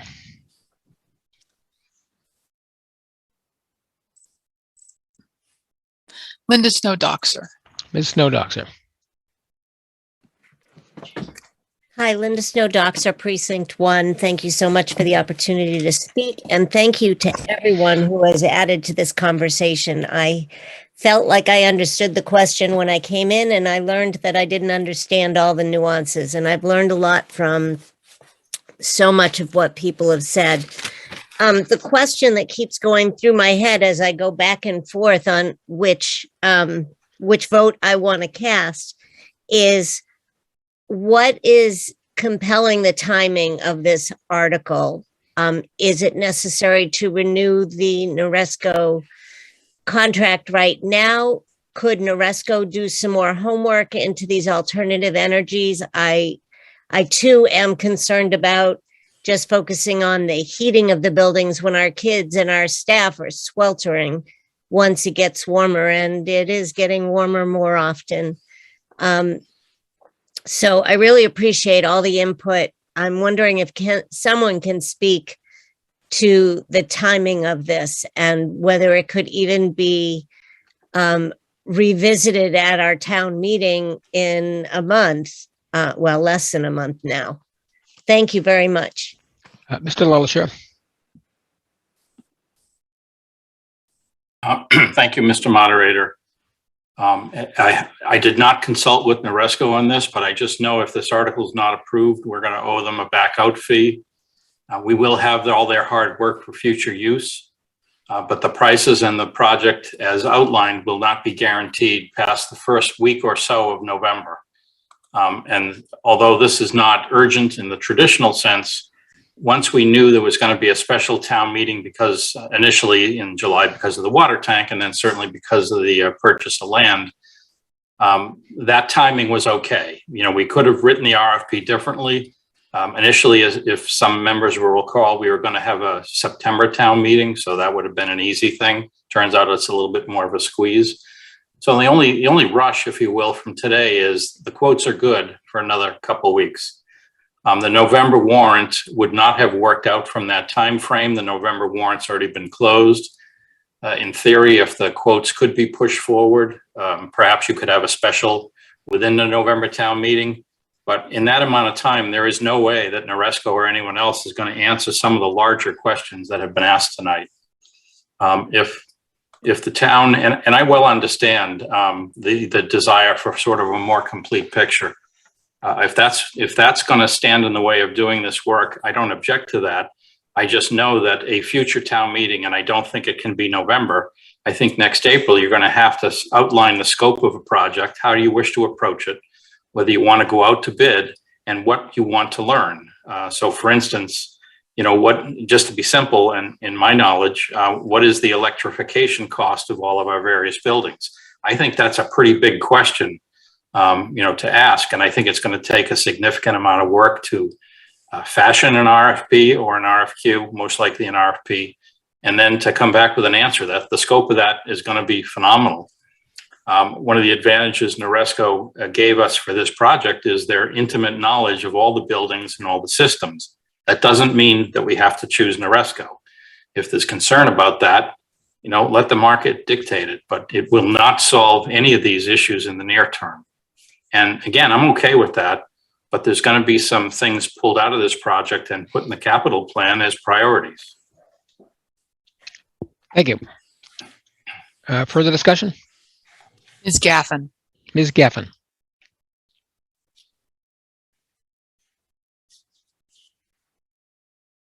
Sorry, I didn't raise my hand. Oh, okay. Further discussion? Mr. Pacino. Mr. Pacino. Thank you, Mr. Moderator. Can I be heard okay? Yes, you can. Okay. Phil Pacino, Precinct 5, also the senior member of the RMLD Board of Commissioners. First, I want to say that Mr. Talbot actually presented the RMLD pretty much well presentations of what we do. My only comment is one of the previous speakers said our only business is to sell electricity. We do have, there are kilowatt reduction programs that are in place, particularly to shave the peak program. I recommend that people look at that on the RMLD website in terms of that. in terms of the article itself, I'm very much in support of this. Basically, when Mr. Arena spoke about the 9%, looking at it and the fact that we'd be paying a much lower rate, I fully support this. And again, I have to 100% agree with him that it is a no-brainer, and I intend to vote yes in this time. I mean, we have a major climate crisis that is going on in this country. It'd be nice if we could all solve it right here tonight, but I know that's just part of the going forward at this point. So again, I'm going to vote fully in favor of this, and I urge all my fellow members to vote in favor also. Thank you, Mr. Moderator. Thank you. Further discussion? Ms. Williams, Alicia Williams. Ms. Williams. Thank you, Mr. Moderator. Alicia Williams, Precinct 8. I vote to move the question. Okay, again, it's a non-debatable motion. It's been a little while since we've done it. It requires a 2/3 vote, and we will ask for a poll to be put up. Mr. Moderator, just to let folks know, there are 8 hands raised. Thank you.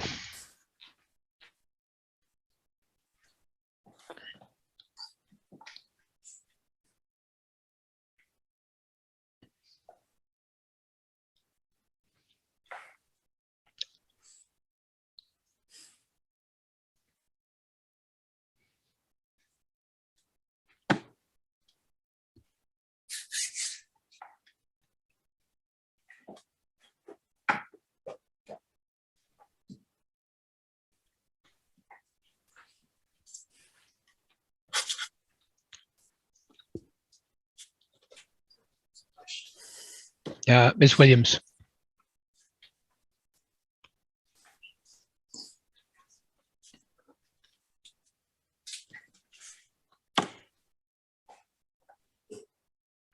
Mr. Moderator, ending the poll. Okay. It's 114 yes to 54 no. Okay, the vote being 114 in the affirmative, 54 in the negative, the motion carries and debate has ended. We will now go straight to a vote on the motion under Article 6, also requiring a 2/3 vote. So if we could have a poll put up.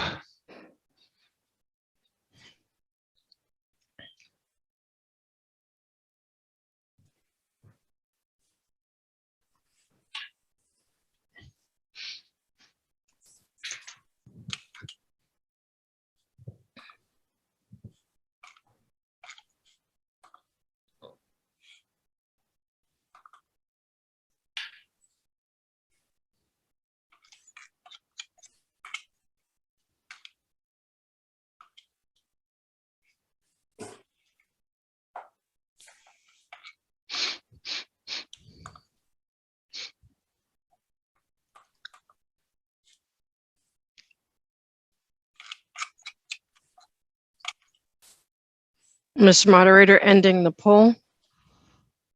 It's 119 to 52. Vote being 119 in the affirmative, 52 in the negative, the motion motion carries, yes. Okay. Business under Article 7, Mr. LaLashore. Thank you, Mr. Moderator.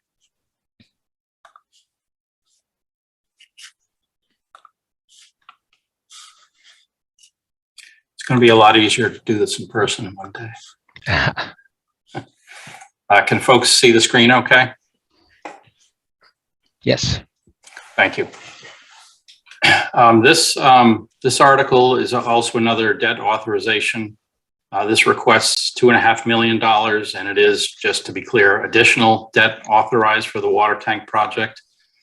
I'm going to spend some time on recent history and the whole project very briefly, and sort of take a look at current conditions. The causes are related for this $2.5 million. There's an additional project scope, which you can see a few items below, about 300,000, not a big factor, but certainly the time delay since previous estimates of a couple of years has contributed significantly. Plus then we take, by policy, a 20% contingency on the $2 million, and we come up with 2.5. I remember this because a lot of this is in your warrant, but I have added a few more things based on questions I've heard. This issue goes back at least as far as 2016, 2017. Town meeting approved $100,000 to design a cell tower At that point, staff was engaged in looking at a life cycle cost of repair versus replace. So in other words, a new water tank versus maintenance, which would include painting. On October, cell carriers gave topographic cell coverage maps so we could ensure the community would continue to have coverage during a project. Also that month in October 2017, the town conducted some soil analysis and borings. In December of that year, the select board, or then selectmen, voted to recommended $400,000 for a permanent cell tower. In March of the following year, FinCom also recommended to town meeting $400,000, and town meeting approved it in April.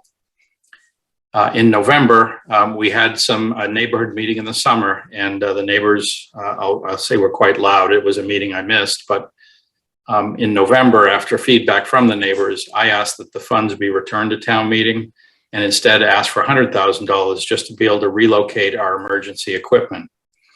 And at that point, I wanted the permanent cell tower solution to be revisited by all concerned. In April 2019, town meeting authorized $4.5 million of debt for a new water tank. So again, while certainly highly related, it was substantially different from the solution of permanent or temporary cell tower.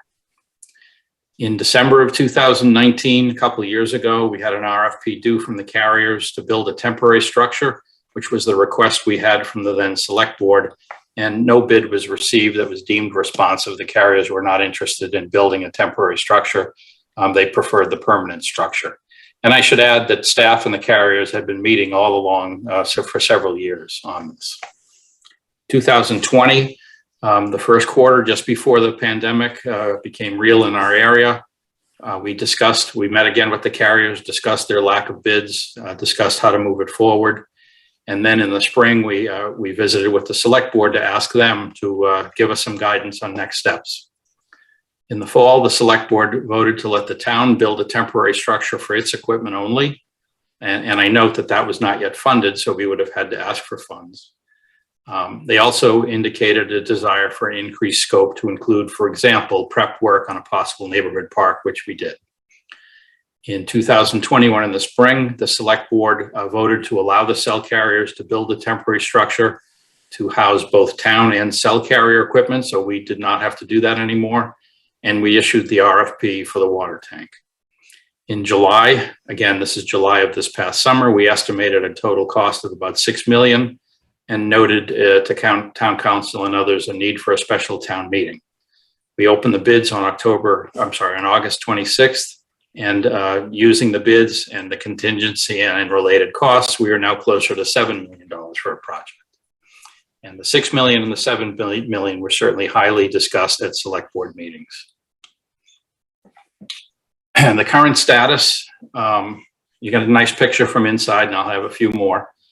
The build option, again, is estimated now to be $7 million, and they're said to last about 50 years, give or take.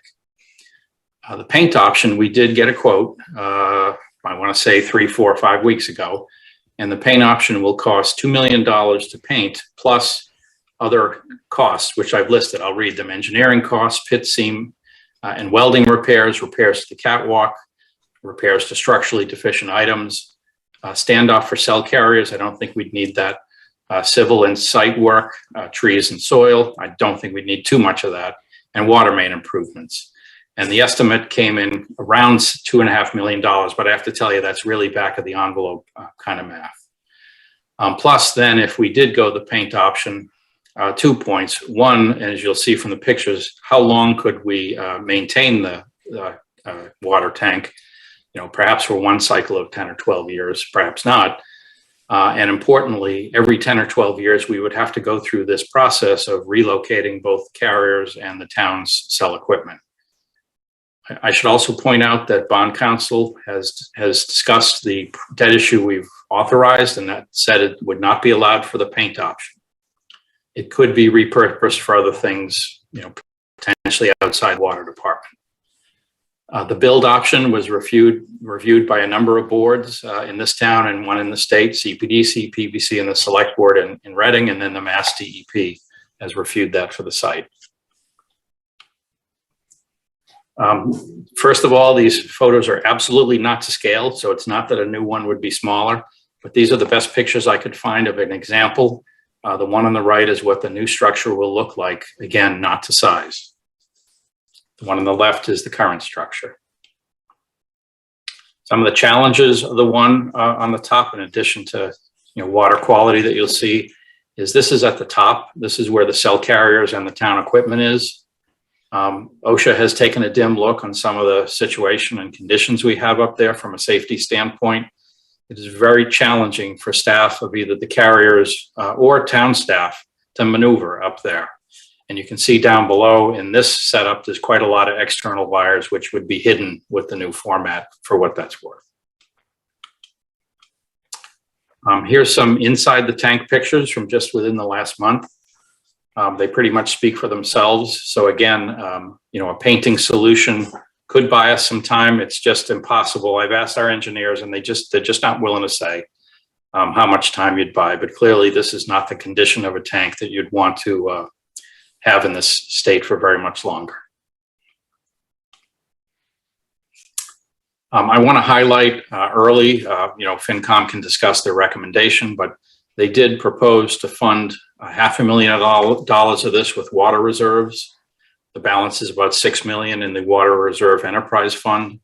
And they also suggested up to $2 million of federal ARPA grant funds. And they fully understand the select board is the authority on that. So they have a caveat that for whatever amount the select board does not choose to do up to $2 million of ARPA, they would use debt to finance that. As a practical matter, given that the select board has said on more than one occasion they do not intend to make a hasty decision, which I totally understand, we would have to finance $2 million of this using short-term debt. So for instance, if the select board says they might have a decision for next November town meeting, which is one comment I've heard, we might borrow from whenever we issue until a year from January to give them ample time to discuss and decide. And then the short-term debt can be paid off with ARPA money and or long-term financing. And short-term debt can be taken out again if a decision isn't made. But we certainly do not want to issue long-term debt if there's a possibility that we don't need to, because as I had a discussion with one FinCom member, it's not like your mortgage. We can't just call it back. It's issued as non-call most likely. And I just want to point that out because the default motion is for $2.5 million of debt. And I believe that's all I have. Thank you, Mr. Moderator. Thank you. FinCom report. Mr. Ross? Go ahead, Mr. Ross. Thanks, Jane. Thanks, Mr. Moderator. In our September 13th meeting, FinCom voted 7-1 to recommend this article to town meeting. I had another whole thing prepared, but Bob just went through all of it, so it would be repetitive. And he had it all written out, and I'm sure I would have stumbled through it. So that is exactly the funding that and the flexibility that we voted on the 20th. It was 7-0 and 7-0-1 on that vote on October 20th to recommend those funding options, or the revised funding option, I should say. Mr. Moderator, just I'm not sure if that's something that I can make an amendment, suggest that as an amendment at this point in time, or if Yes, I would. Yeah, I would allow that. So what is it? Can we have the motion up so we can show the changes? Proposed changes?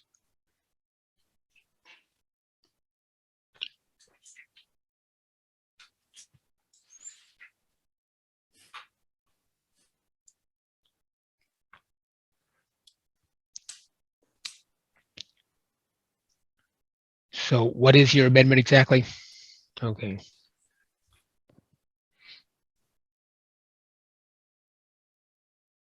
So that piece in yellow, yeah, that's correct.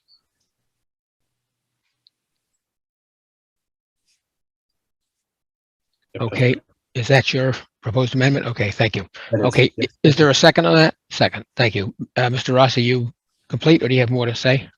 I know I'm all set. Thank you very much. Okay, thank you. I don't know, do we have a report from the Permanent Building Committee, or are they just available for questions? Mr. Tompkins? Yes, thank you, Mr. Moderator. The Permanent Building Committee heading into town meeting, we were not asked to take a formal vote on the on the water tower. I am available for comment and questions. I'll try to be brief, but just a little background. We were asked to by the select board to take on the project and get involved last spring. So since the spring, we've been meeting pretty much monthly with Ryan over at the department, over at DPW, as well as the engineers at Weston and Sampson. We've been involved reviewing the contract documents. We've asked a lot of questions. Been again speaking for myself, not for the entire committee. Been very satisfied with the responses we've gotten to all our questions, and I feel confident that the DPW and Weston and Sampson went through a thorough process in the design. One point of clarification: we didn't get involved at all in the the design question of the hydrology, whether you need a water tower or not. Basically, just the process of the design and the bidding. And I'm available for any questions. Thank you. Thank you. And I understand Mr. Percival, town engineer, is also available for questions. I would like to take up the proposed amendment first. So we'll start with discussion on, but first of all, if we load all the hands.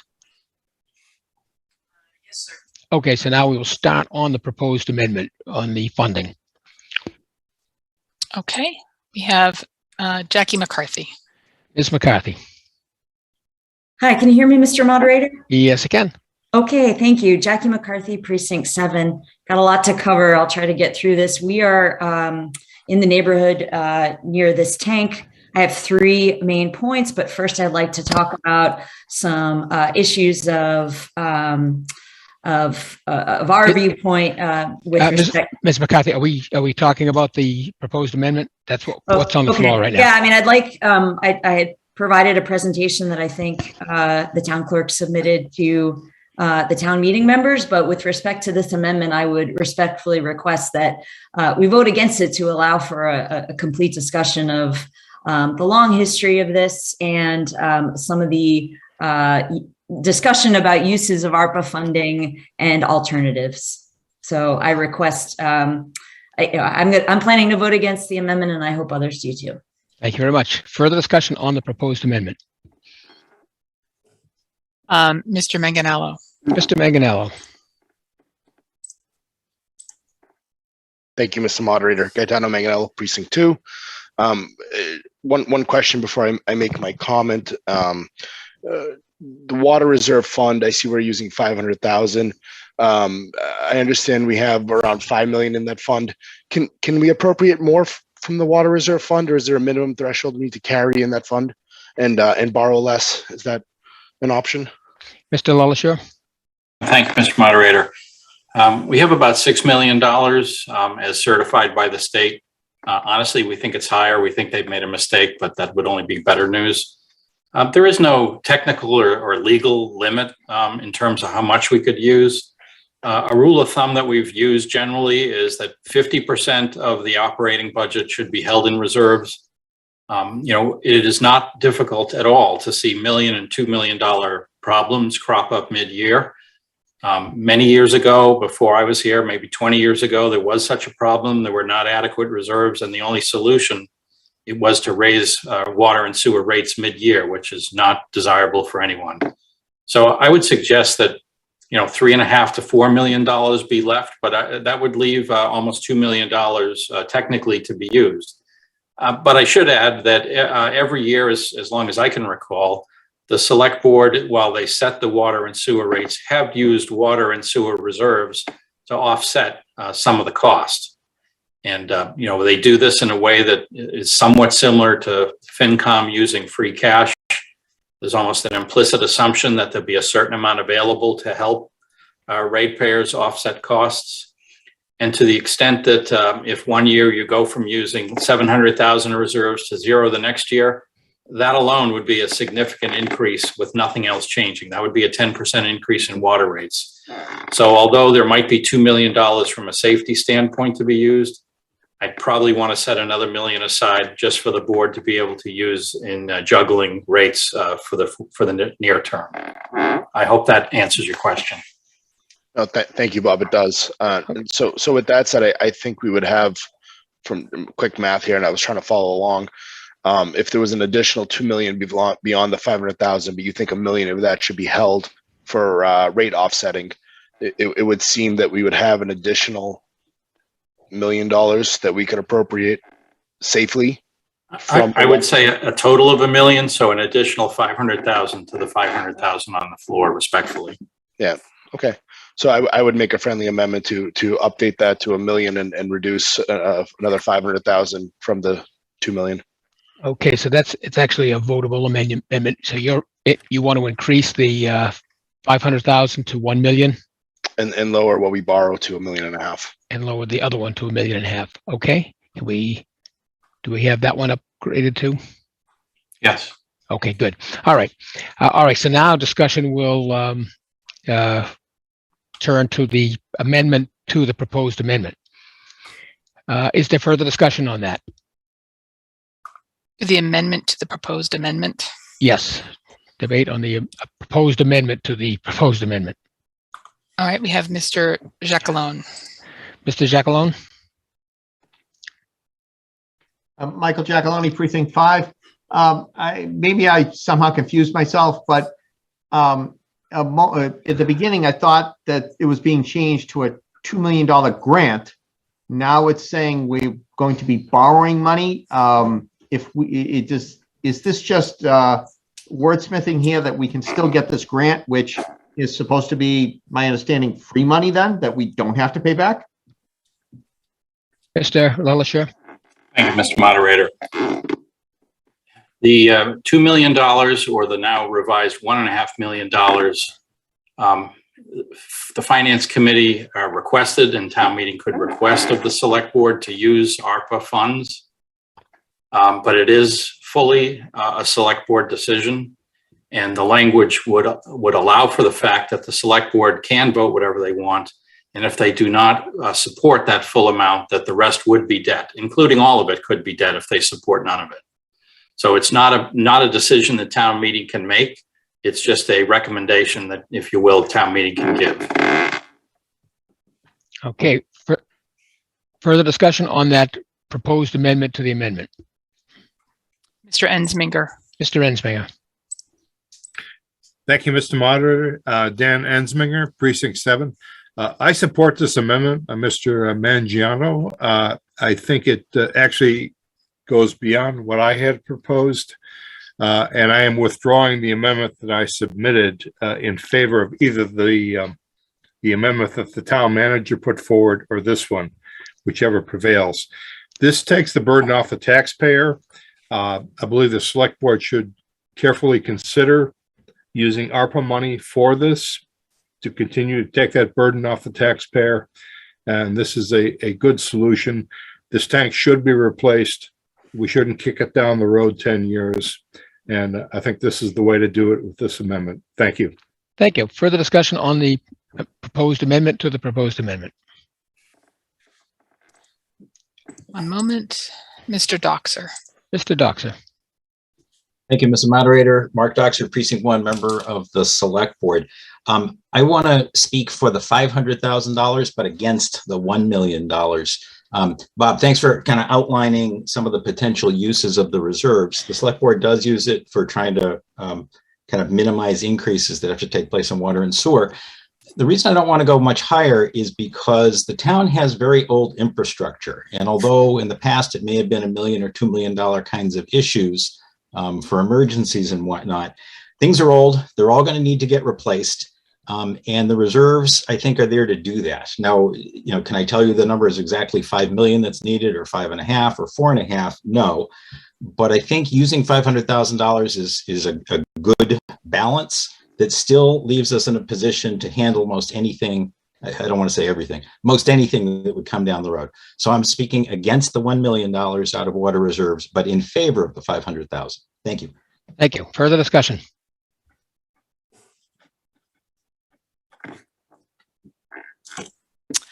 And the next one is Mr. Arena.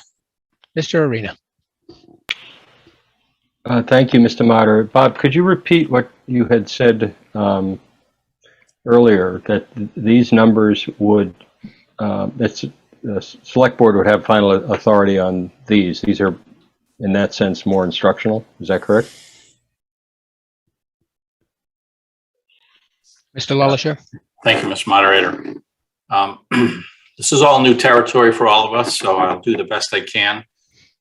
Town meeting would seem to have final authority on the water reserves figure. That is what town meeting's job is. So if it's $500,000 or $1 million or some other figure, that is a done deal, if you will. The remaining amount, if it's to be worded the way both amendments have suggested, then either $1.5 million or $2 million would be the request to the select board. And whatever amount of whatever's left there that is not used ARPA will be borrowed permanently. And again, we'll have to borrow temporarily until the board makes that decision. I hope that explains it, John. It does. And is the availability of ARPA, the amount of ARPA and the applicability to this, is that all resolved? Is that not in debate? I believe so. As much as we can know, the town accountant has looked into it, gone to a conference, and she reported to FinCom that this is one of the biggest no-brainers anyone had thought in terms of allowable projects for clean water. So the $7.6 million of ARPA money said to be coming to the town, we have half on hand. And this is clearly, in everyone's estimation that we've talked to, an eligible cost. Okay, thank you very much. Thank you. Further discussion on the proposed amendment to the amendment? Mr. Berman. Mr. Berman. Thank you, Ms. Wellman. Mr. Moderator, Barry Berman, Precinct 4. I am a little reticent to really use a lot of those water reserves for this project. I think probably one of the biggest outcries in town over the last 3, 4, 5 months has been the skyrocketing water bills, water and sewer bills. You hear more complaints about that than you do the tax bills. So the fact that that the select board has the ability to use those to offset and mitigate the harshness of the rate increases, I think to deplete those funds for this when there's other sources, I think is a mistake. So I would support the FinCom's 500,000 use of the funds, not to go higher. And I would also encourage the select board to utilize the ARPA money for this project. This is something that we've been dealing with for years, and every time it raises its head, it costs more money. And if we have a funding source that could solve one of these long-standing capital issues and we can get it done and dusted, to me, that's something that we should pursue forthwith. And obviously, if there's any additional cost above that, then of course we can borrow for it. So in summary, I'm opposed to the $1 million of water reserves for this. I support the 500, and I strongly encourage the select board to move forward on ARPA funding for the rest. Thank you. Further discussion on the proposed amendment to the amendment? Ms. Landry.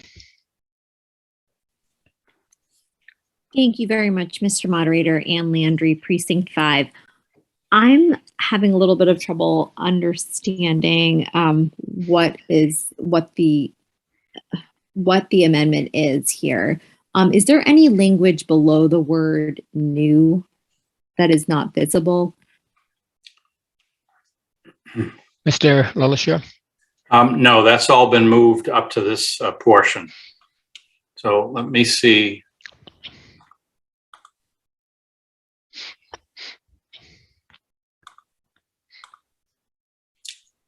This would be the revised language, accepting for the fact there's an amendment on the amendment, if it's easier for town meeting to read through it this way.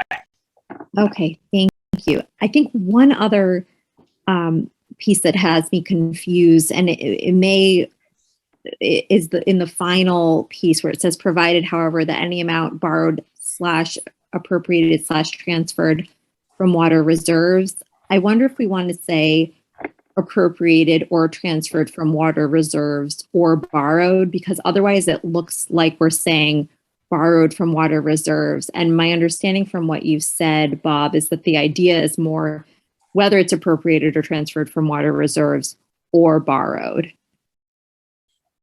We're not just talking about the water reserve, that any amount from the water reserves allocation be reduced, but anything that's from either from the water reserves allocation or otherwise borrowed.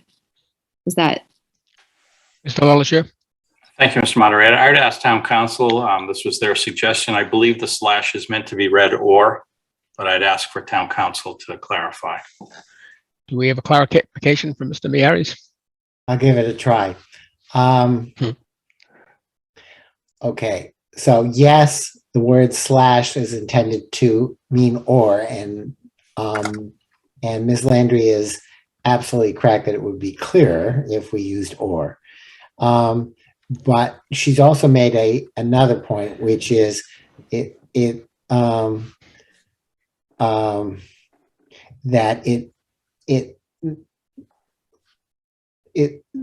as written, it's not clear whether from water reserves applies only to transferred, which is what it's intended to mean, or whether it applies to borrowed or appropriated as well. So maybe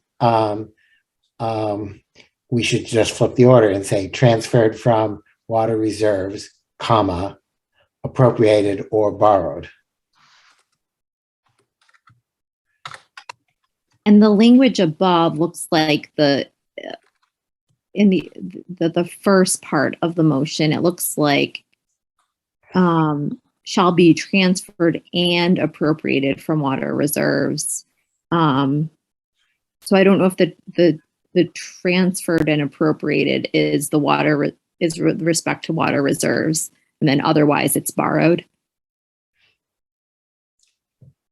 Is that up here, Ann? Yes, exactly.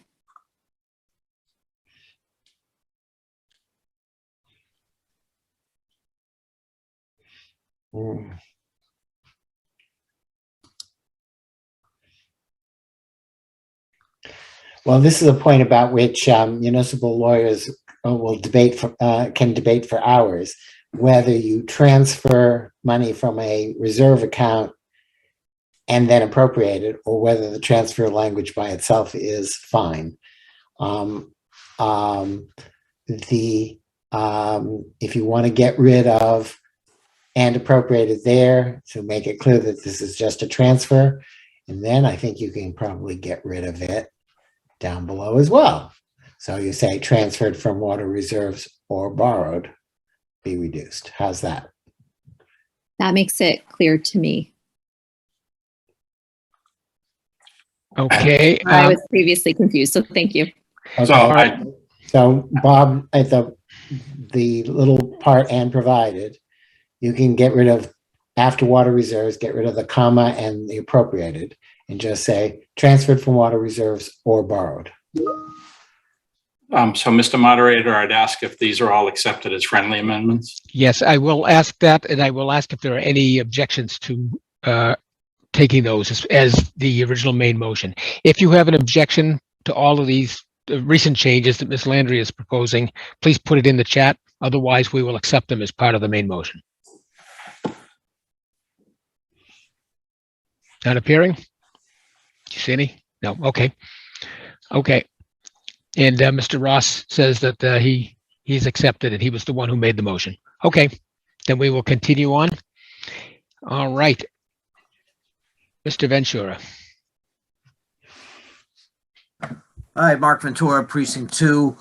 I'd just like to ask if the select board or each member of the select board could discuss their feelings on using the ARPA money.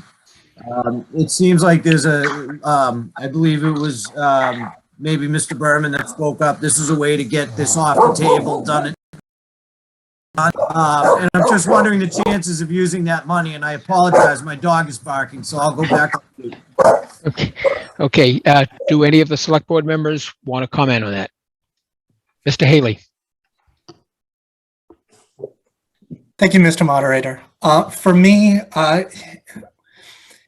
it's difficult because during the FinCom meeting, I mentioned that, you know, I'm in full support for Jean Borowski, what she mentioned about forming the committee to see what's best used to spend all the ARPA, the $7 million in the ARPA money with. So for me, I mean, I'm open to using at least $1 million worth of ARPA. I would say would be good, but I'd have to hear. You know, I heard that we have a little bit of time. Bob can correct me if I'm wrong, to maybe decide or at a later meeting. But for me, I would be comfortable with at least $1 million. I guess I know there's going to be tons of things that we can do in Reading for improvement. So I'd hate to drain the whole $7 million out of it. You know, $2 million just to do it for this. But I mean, I'm open to. I would say $1 million is a happy medium between both sides. I guess that's how it is for me. I'd have to see how the funding for other more important-ish items would stack up, but for me, I'm open to at least $1 million. If it seems like a good medium for all that. So that's what I got. And Bob can correct me if we have a longer time, then it's easier. Okay, any other select board members commenting on the proposed amendment to the amendment? Yes, Mr. Moderator, we have Ann Landry. Ms. Next. Landry. Thank you. So I am very open to a conversation about using some ARPA funds for this purpose. I do, like Chris, favor going through a full process with FinCom's recommendation to establish an ad hoc committee to review use of ARPA funds to assess different community needs. But I'm certainly open to the conversation and would view it as one among many compelling needs that we need to evaluate. Okay, further discussion? All right. Yes, we have Mr. Bocci. Mr. Bocci? Thank you. I just want to say I agree with my counterparts that just spoke. I was going to propose maybe spending a little bit more money because, as Mark Doxer said previously, reserves are needed to offset our rates, and our rates are going to continue to go up with the MWRA, unfortunately. And we use the reserves to stabilize or go up very little. And things do come up, but I'm okay with at least $1 million. And once we decide on other priorities and other projects in town, maybe we can up that a bit, but I am okay with $1 million, and I would encourage that. Thank you. Thank you. Further discussion? Mr. Doxer. Mr. Doxer. One moment. Thank you, Mr. Moderator. Mark Doxer, Precinct 1, member of the Select Board. I think Ann Landry kind of hit it really right on the head. We haven't had any discussions about this yet. I think we owe that to the community to see kind of what the priorities are, what the potential projects are. The only thing I'd say is that I think it's really important that we view the ARPA funds as kind of a new source of funds to the town, where this is a project that we're going to do if it's voted for. You know, that's a little different from some of the others that we're thinking about, so it may merit using some money for that reason. But I want to make sure we have a chance to give it some thought at a meeting that comes up soon, and we have not done that yet. We have not had the opportunity. So I'm in agreement with my colleagues that we want to review this ASAP, and this could be a good use. Thanks. Okay, and further discussion? Yeah, can I talk? Can I finish? Do we have? That's Mr. Ventura. Okay. We have Ms. Herrick, who. Okay, you had asked response to all that of the question. select board, but we'll finish off the select board, and then we'll come back to you. Okay. Ms. Herrick? Karen Herrick, Chair of the Reading Select Board. This topic was covered the other night at the Financial Forum, so I will just stand by my comments and openness to a holistic townwide process. Thank you. Okay, we have a point of order from Ms. Binder.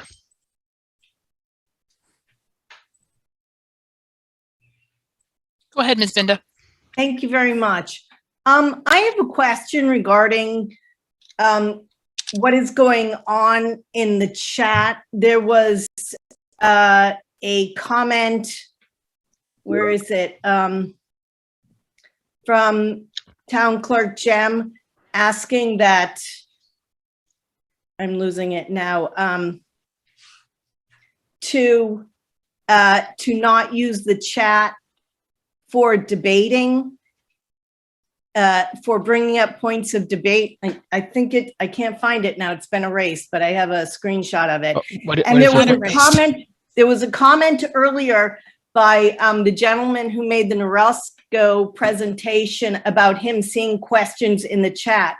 So my question is, what is happening in the chat? What comments are being made in the chat, and what questions did the town clerk, what is the town clerk referring to when she says, please don't use the chat to debate, when town meeting members are not able to see it, to see what's going on in the chat? Okay, she is correct that the chat is not to be used for debate, but Ms. Jem, did you have a comment?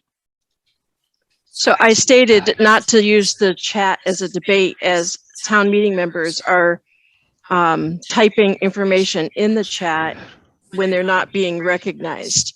I'm just stating as a reminder, the only ones that can see the chat is the hosts and the panelists, and that is the reason for not using it. I'm just sending out reminders not to use the chat unless you have an actual point of order. Okay, thank you. Mr. Ventura, you are still speaking? Yeah, if I can get unmuted. Can you hear me? You're all set, yeah. Oh, okay, beautiful. Sorry, my dog was barking earlier. So I heard from the select board that they'd possibly like to appropriate some monies towards the cause here.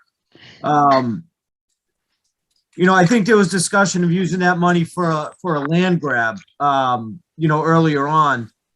I just think it's a good use of the money to put this to bed and end this per the previous town meeting members' comments. This has been going on for, this is an important part of our infrastructure, and we already pay through the nose for water. Let's make sure it's good water and you know, we get this thing done.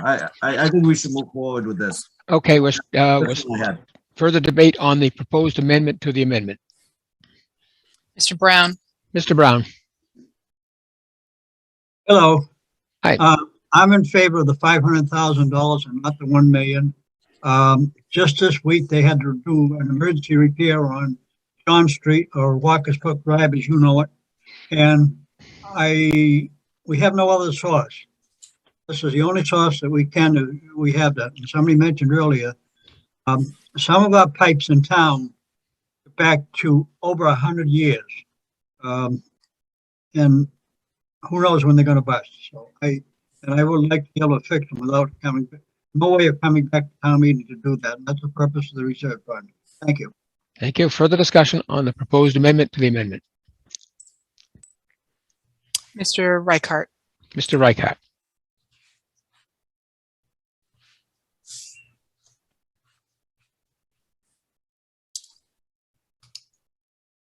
Mr. Reichart? Sorry, I didn't unmute myself. Can you hear me? Yes, you're all set. Thank you, Mr. Moderator. Jim Reichart, Precinct 1. I just, a point of personal order. Jackie McCarthy should have disclosed her, oh my God, now I'm losing it. Her, damn it. Her conflict of interest. My apologies. Okay, we do have a Rule 11 that requires town meeting members to disclose that. I would expect that to happen. Further discussion? Mr. Wise. Mr. Wise?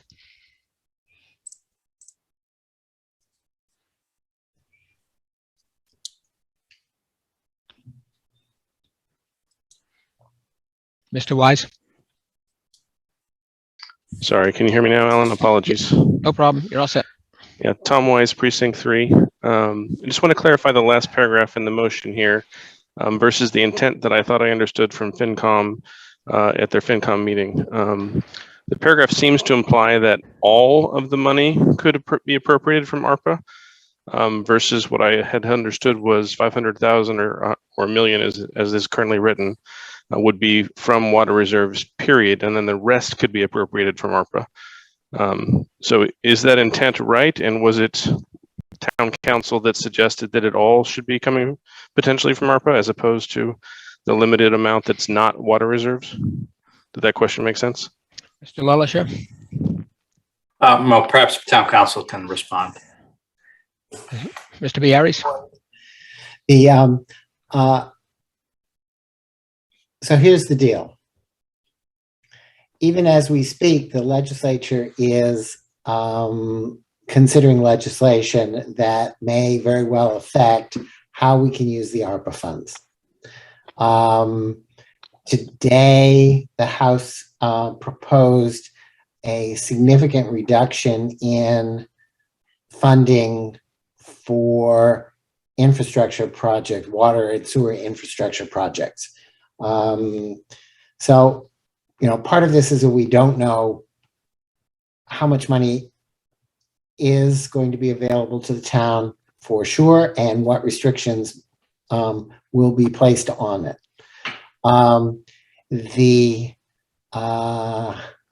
It is not that we didn't suggest that the money, that the ARPA funding be applied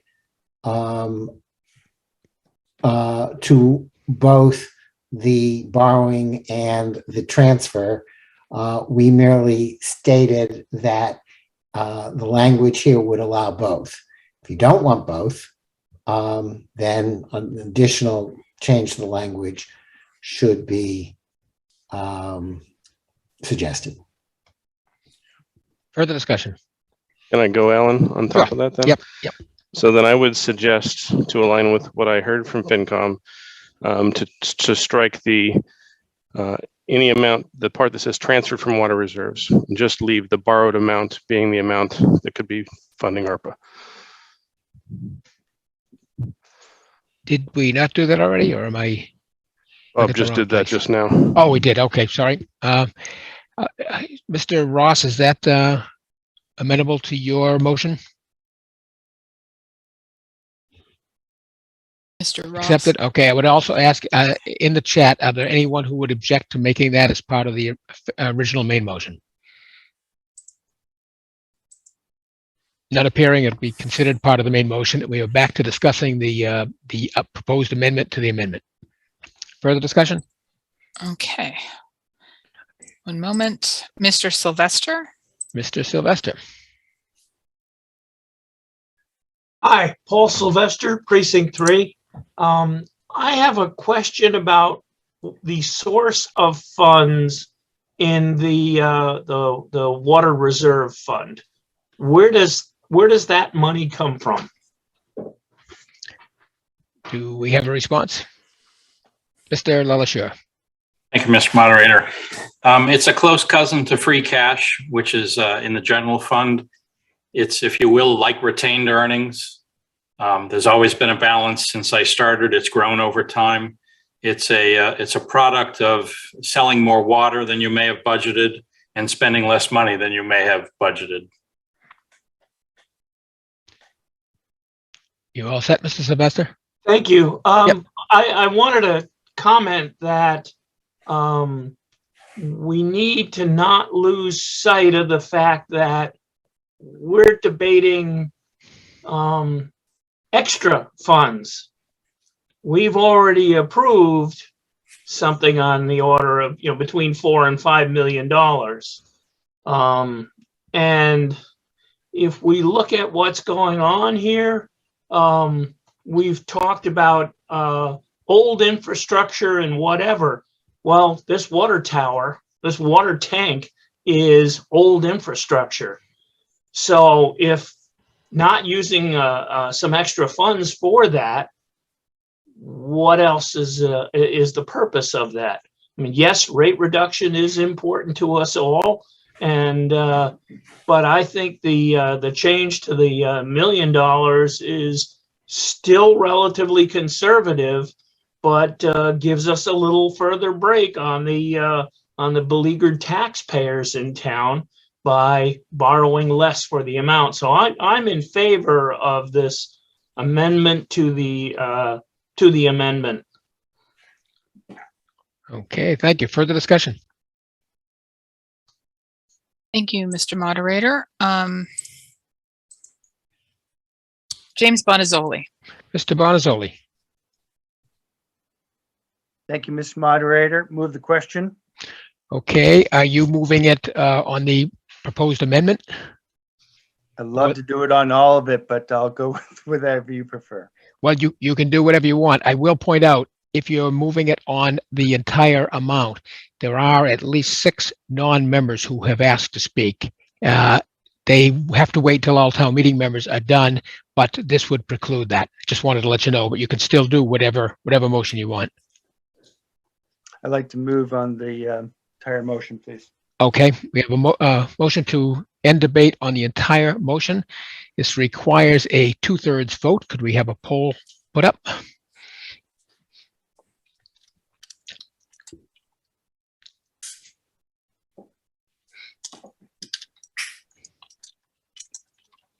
Yes. Now, again, if you're voting in favor of this, you're ending debate on the entire motion under Article 7. Okay, good explanation. If we should move the question, we will then vote on the amendments in the reverse order of when they came through. We'd vote on the $1 million first, then the 500,000. The poll's in the way here, and then we would go on to vote on the original motion or as amended. I know people like to know the question. There are 6 people waiting to speak, one of whom has not spoken previously.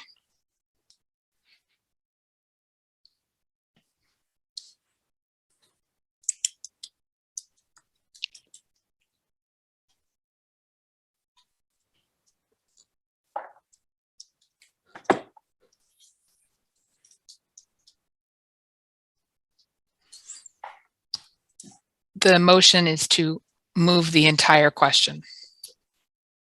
You're voting on moving stop debate on the entire article. Everything under 7, and then we would, if it passes, we then vote on the amendments first, and then we go on to the main motion. Mr. Moderator, I'm ending the poll. Okay. And we have 94 to 75, and we do not meet 2/3. Okay, we did not meet the 2/3 threshold, so we will now continue debating on the proposed amendment to the proposed amendment. Okay, the next speaker, I'm sorry? Yes. Is Mr. Capobianco. Mr. Capobianco.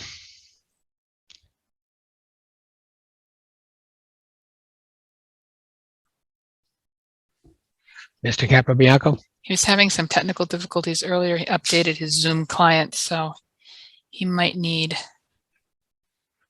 All right. If you are not able to speak, we will move on to the next person. Okay, the next person who has not previously spoken is Ms. Fortin. Ms. Fortin. Hi. Hi. Vicky Fortin, Precinct 2. I want to move the amendment. You want Am I to saying that the right way? I assume you mean you want to end debate on the 2 amendments? Yes, that's the one. Okay, I will accept that as a motion. That is different from what we just had. Is there a second? Yes, there is a second. Okay, this is non-debatable. So this question asks that we end debate on both the amendments, and then if it should carry, we then vote on the 2 amendments, and then we would continue to speaking on the entire motion. That's right. Okay, Yes. so Thank you. Could we have a poll put up? Oh, you beat me to it. Okay, this requires a 2/3 vote.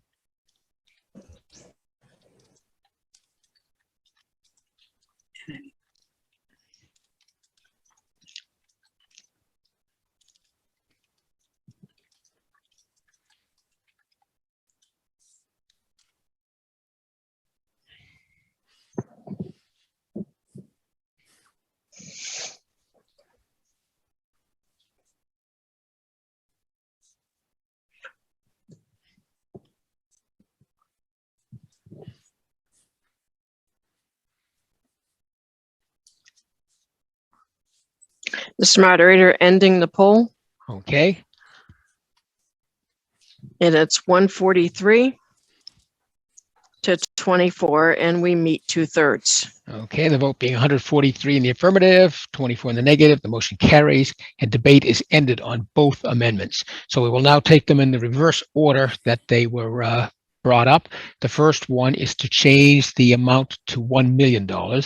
Is everyone clear on that? Okay. All this requires only a majority vote, but we'll have a poll on that. All those in favor of that proposed amendment, please vote yes. Okay, there it is.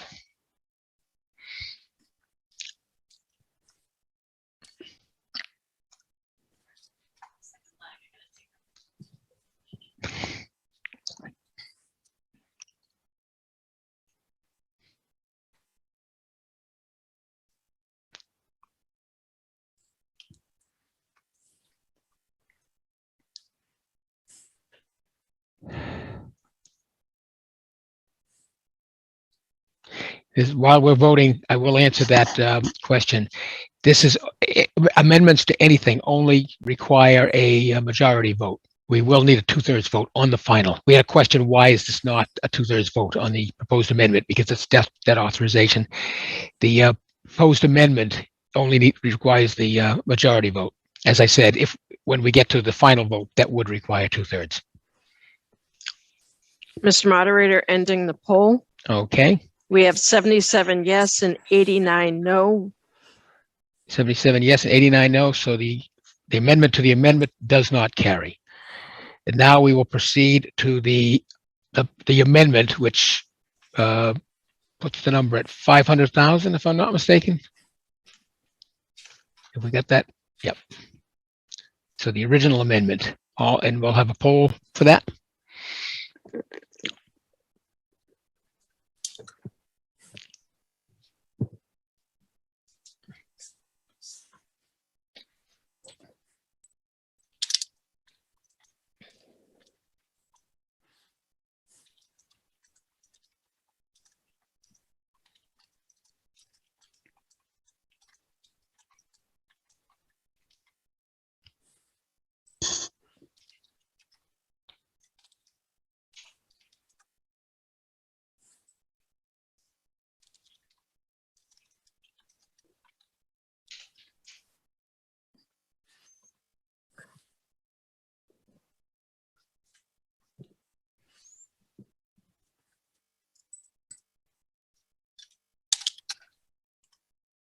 Mr. Moderator, ending the poll. Okay. We have 148 yes and 13 no. The vote being 148 in the affirmative and 13 in the negative, the motion to amend the main motion has carried. We now return to debate on the main motion as amended. Further discussion? Mr. Moderator, just a couple of things. A couple of folks have said that they are not seeing a poll, and I'm going to encourage them to check their version of Zoom and make sure that they're updated. If anybody's having problems, I do encourage you also to contact IT. Okay. Thank you.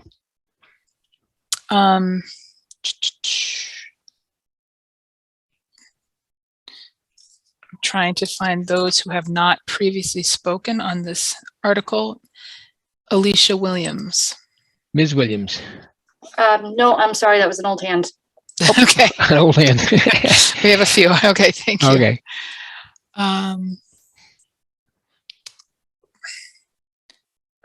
Lorraine Conway. Ms. Conway. Thank you, Mr. Moderator. Lorraine Conway, Precinct 5. I support replacing the water tower. I think that this has been going on for several years. The price has only gone up, and the condition of the water tower, to me, it seems like it would be fiscally irresponsible to look at painting something that has holes in it. I think we need to look at what's best for the town, and I believe this is what's best for the town. Thank you. Thank you. I would point out that technically nobody has really discussed this yet because they were discussing the proposed amendments. So I would not worry too much about that. Okay, further discussion? Worry too much about people having speakers. spoken because they were speaking on the amendment, not the main article. Sure. Yeah. All right, then the next speaker is Mr. Manganello. Mr. Manganello. Thank you, Mr. Moderator. Gaetano Manganello, Precinct 2. I'd like to say that to vote in favor of this amendment here, article motion. Water continuity is paramount in today's day and age. While we have MWRA, should that ever fail us, we need to know that we have a water reserve that we can count on that's reliable. So with that said, I would encourage all the town meeting members to support this. Thank you. Thank you. Further discussion? Yes. Ms. McCarthy. Ms. McCarthy. Thank you, Mr. Moderator. Jackie McCarthy, Precinct 7. First, I'd like to address the conflict of interest question that was raised during the debate on the amendments. I am in a butter to the Auburn Street water tank. While I do not believe that the information that I've gained over the course of our years of involvement in this project creates a conflict of interest, out of an abundance of caution, I submitted a disclosure form to the town clerk and the town meeting moderator last week in advance of this discussion. Town council, my understanding is, was also consulted about this issue. I know that town meeting received via email a copy of 3 slides that I prepared. It would be very helpful to have those on the shared screen at this time. So a little bit, basically 3 things here. First, I'd like to go into just a little bit of history, most of which the town manager has addressed. Second, I'd like to talk just a little bit more about the concept of using ARPA funds for this project. And then third, I'd like to just raise some questions about accountability that I'd like all of my fellow town meeting members to keep in mind. So not sure if that slide is available, but first, in terms of... Hold on just one second, Ms. McCarthy. Yes. Yes, I noticed that. Yeah, Mr. Lillishire. Yeah, Mr. Moderator, I do not have those slides. If someone could send them to me or share them themselves. My apologies. Hold on just a moment, Bob, and I'll email them to you. Thank you. Okay. Sorry about that, Ms. McCarthy. We'll get that up. Sure. And maybe in the interest of time, I'll just get going. Sure. Just in terms of history, as said, the town manager's presentation was very comprehensive in terms of the long history of this, which, as we know, goes back at least 5 or 6 years and well predates the pandemic. But just in terms of the most, I think, notable item for our purposes in this question today of authorizing a third cost increase for a water tank replacement. Back in 2016, Weston and Sampson provided a cost comparison that was pretty comprehensive between essentially build or repair. And the select board, to my understanding, based their decision in 2018 to approve the build option based on that apples to apples comparison. And so when this latest cost increase was presented to us, we had asked if that updated or if that cost increase maintenance versus replacement chart could be updated for purposes of the select board, the finance committee, town meeting. This was a couple months ago, and we were told at that time that such an updated estimate would take at least 6 months. Now, fast forward to a couple weeks ago, when, as we've heard, the permanent building committee was given an estimate of $2.5 million, give or take, for 10 to 12 years of maintenance. Now, I would say that, yes, there's been substantial increases, and yes, some of those materials cost increases are due to COVID, but I would really question the discussion about whether using ARPA money, maybe up to a third of the town's ARPA money for this project that, again, well predated COVID, is a good use of those funds, given the fact that the Finance Committee has set forth a very transparent and I think publicly engaged process for making sure that we have a discussion townwide about all of our needs coming out of COVID. Already we've heard of things from mental health care to the increased needs for social emotional learning resources at the school. And so, again, I kind of caution on the free lunch claim on this that even Mr. Vieres had said might be under some doubt now that the state legislature has reduced some of these funds for infrastructure. Finally, if we're going forward, you can go actually to slide 3 on that screen share. I just have some points about accountability. As we know, we'll have a new town manager in the spring, and that person will be ultimately accountable for this project and any subsequent cost increases. And I know that any of us who have done any kind of remodeling or contracting, even in our own homes, realize that that $7 million is not the end. With change orders, with change orders and contingencies, that is likely to go up and up. And so, the issue here, especially after this long and sometimes contentious history of this project, which included, as the town manager mentioned, the idea of a freestanding cell tower. I think it's appropriate for a new town manager who is ultimately going to be responsible for what goes on with this project to be held to have that engagement as part of his or her new process and their new role, but also as part of the process townwide of discussion of ARPA funds. And then just before I end, not surprisingly, I'm planning to vote against this. I hope others will too. And I guess I would just ask all of you the following 3 questions. Is it critical that this project be approved tonight? Are the options that you've been given clear for justifying $7 million plus, a doubling of this project price, to do this project right now? And as a town meeting member, has the replacement of this backup tank been a priority of yours personally? And I think if you've answered no to any of these questions, you should vote no on this article. Thanks very much. Further discussion?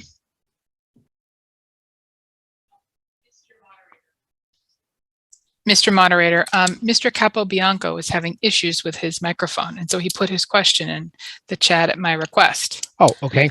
And his question pertains to how much does it cost the town to issue debt? He understands it's never been more affordable to borrow money. Do we have an answer? Mr. LaLassure. What's that Shakespeare line? Or never a borrower would be. Nor a lender. It is, by historic standards, still very low interest rates. It is, if you will, a good time to borrow. In the municipal market last spring was a tiny bit better. That's when we happened to borrow the $4.5 million.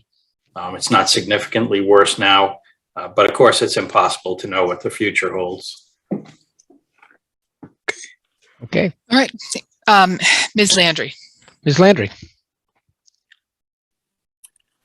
I did not actually intend to raise my hand, so I will yield the floor to someone who. Okay, thank you. Further discussion? Oh, 1 second. Mr. Herrick. Mr. Herrick. Thank you, Mr. Moderator. Steve Herrick, Precinct 8. So I have some pretty serious concerns about this whole project. $7 million is a very large price tag. And I just want to make sure that we're all on the same page. So I want to confirm some things that I think I know about this project and make sure that everybody is seeing this through the same lens. My understanding is we've updated the bid. We basically have this $7 million project. We have one bid on. That is correct, right? Mr. LaLassure? That is correct. Okay. I've also been, it's my understanding that the unit that has been designed, that has been bid for us, it's a high-end unit. It was described to me by someone as a Cadillac of tanks. It's a glass fused tank, 50 years. This is one of the best tanks you can buy. That's my understanding. Am I mischaracterizing the tank in any way? Is there a better tank that we could spend twice as much money on, or is this middling, or am I close to the truth? Mr. LaLassure? It is a tank designed to withstand 50 years. I'm not sure what car it would be equivalent to, though. Okay. Well, maybe a Porsche or a Yugo, who knows. So the other thing, we were looking at those pictures earlier, and I'm noticing that clearly where somebody was inside the tank and observing the various holes and whatnot that are rusting through there. So it kind of brings to mind another issue with this tank. Is this tank, my understanding is, functions as a backup. It's a reserve tank for us. This is not part of our primary water source. And in my understanding also, and please correct me if I'm erroneous in this assumption, my understanding is that we now have, and this was not originally the case, we now have 2 connections to MWRA. And that what we're talking about getting here is kind of a, let's call it a backup to the backup. If one connection was to fail, and then if the other connection was to fail and something was on fire, this is where our water would come from. Although my understanding is there is another tank down on near Bear Hill somewhere, but I'm not all that familiar with our infrastructure. Is that Am I mischaracterizing that in any fashion? Mr. Wiltshire. Thank you, Mr. Moderator. Steve, your questions or your comments are generally accurate. I would add, though, that a water tank, especially the one in the center of town, is used for other daily reasons. During the pandemic, as you can well imagine, the usage patterns of water in the town have significantly changed. I'm no scientist, but I listen to them all day and talk about the different chemical imbalances.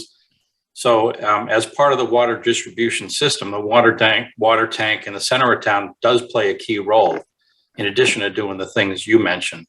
The tank on Bear Hill, however, does not play that same role. And if one of the two were said to be superfluous, it would be the Bear Hill tank from a water distribution standpoint. But in terms of some of the other issues you mentioned, absolutely either one can do the job. The one in the center of town, it again serves the whole community better. It does balance some of the chemical imbalances that happen, especially in the northern section of town. But again, there is 2 MWRA connections. The second one was built through Main Street, under Main Street from Stoneham. And so now, in terms of a single source exposure, if a tanker truck had hit the bridge over West Street, that was our only source. Now there's 2 sources. Now the risk is, what if MWRA has a problem, as they did many years ago, and you'd like to have a 3rd source? But otherwise, your comments are accurate, Steve. Mr. Herrick, before we continue, I noticed that the town engineer would like to comment on your question as well, Mr. Percival, and we'll come back to you. Go ahead, Mr. Percival. Thank you, Mr. Moderator. Just to clarify, in 2012 and subsequently in 2020, the town of Reading ran hydraulic models just for this exact scenario, particularly looking at the 2 water connections coming off the Northern Intermediate High section from the MWRA, and what that would allow us to do as far as removing tanks offline. That 2 functions for that would be to reduce water age and to increase chlorine residuals through town. When we ran that model, we realized that we could not use Bear Hill tank, but we cannot live without Auburn Street tank. It provides pressure in our northern section of town as well as fire flows in town. So it's not superfluous in the sense that it is crucial primary function to maintaining pressure and fire flows in our town. Thank you. Mr. Herrick? Okay. So I guess I'll get to the opinion part of the conversation here. When I look at all these factors together, that we were buying, we have a tank. It's important, let's call it important, but not absolutely critical. We're buying what effectively is sort of a high-end tank. And the price on that high-end tank has, for whatever reason, gone up dramatically. We only have 1 bidder. I think it would be very prudent of this body to hit the brakes on this project at this point. Maybe in another, a decision needs to be made. Maybe we can do some maintenance on this tank. We can do the painting and seal up the holes and make it last for a while longer while we decide what that long-term solution is. I think we're in a position, I mean, a $3 million swing, or $2.5 million swing is a lot of money. And I think that committing that at this time for, what is a backup tank, I think is something we need to think a little more clearly. I think perhaps the next town manager can get this on his plate or her plate to try to sort through what the best option is for the town. I think that we can fix it in the near term without committing as much funds and decide what really is the best solution in the long run. Maybe we can get multiple bidders, make the price of steel, we'll adjust post-pandemic if that ever happens. And I think we have an opportunity to be a little bit smarter about this. So I would encourage people to vote against this, remand it back to town meeting, figure out how to keep that tank in action for the time being, and come up with a solution that really works for us all. Thank you. Further discussion?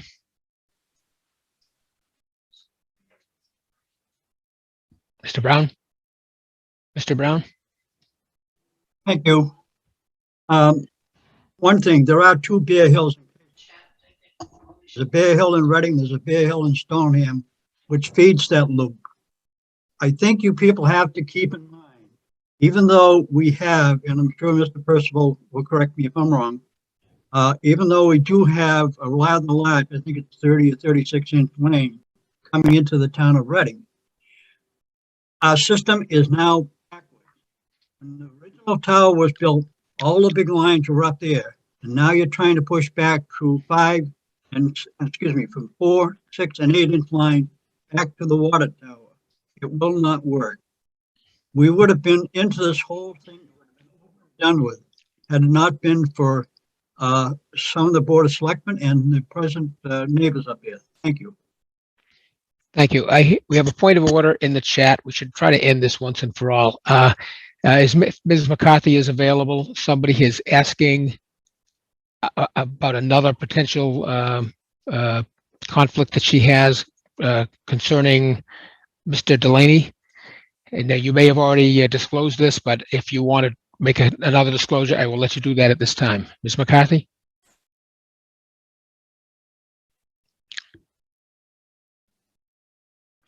Hi, Mr. Moderator.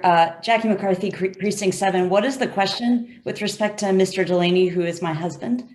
There's just a question as to whether or not there is another conflict there.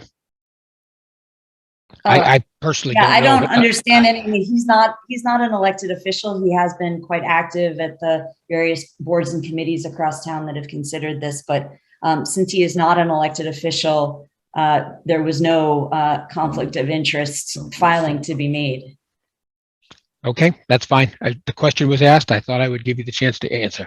Further discussion?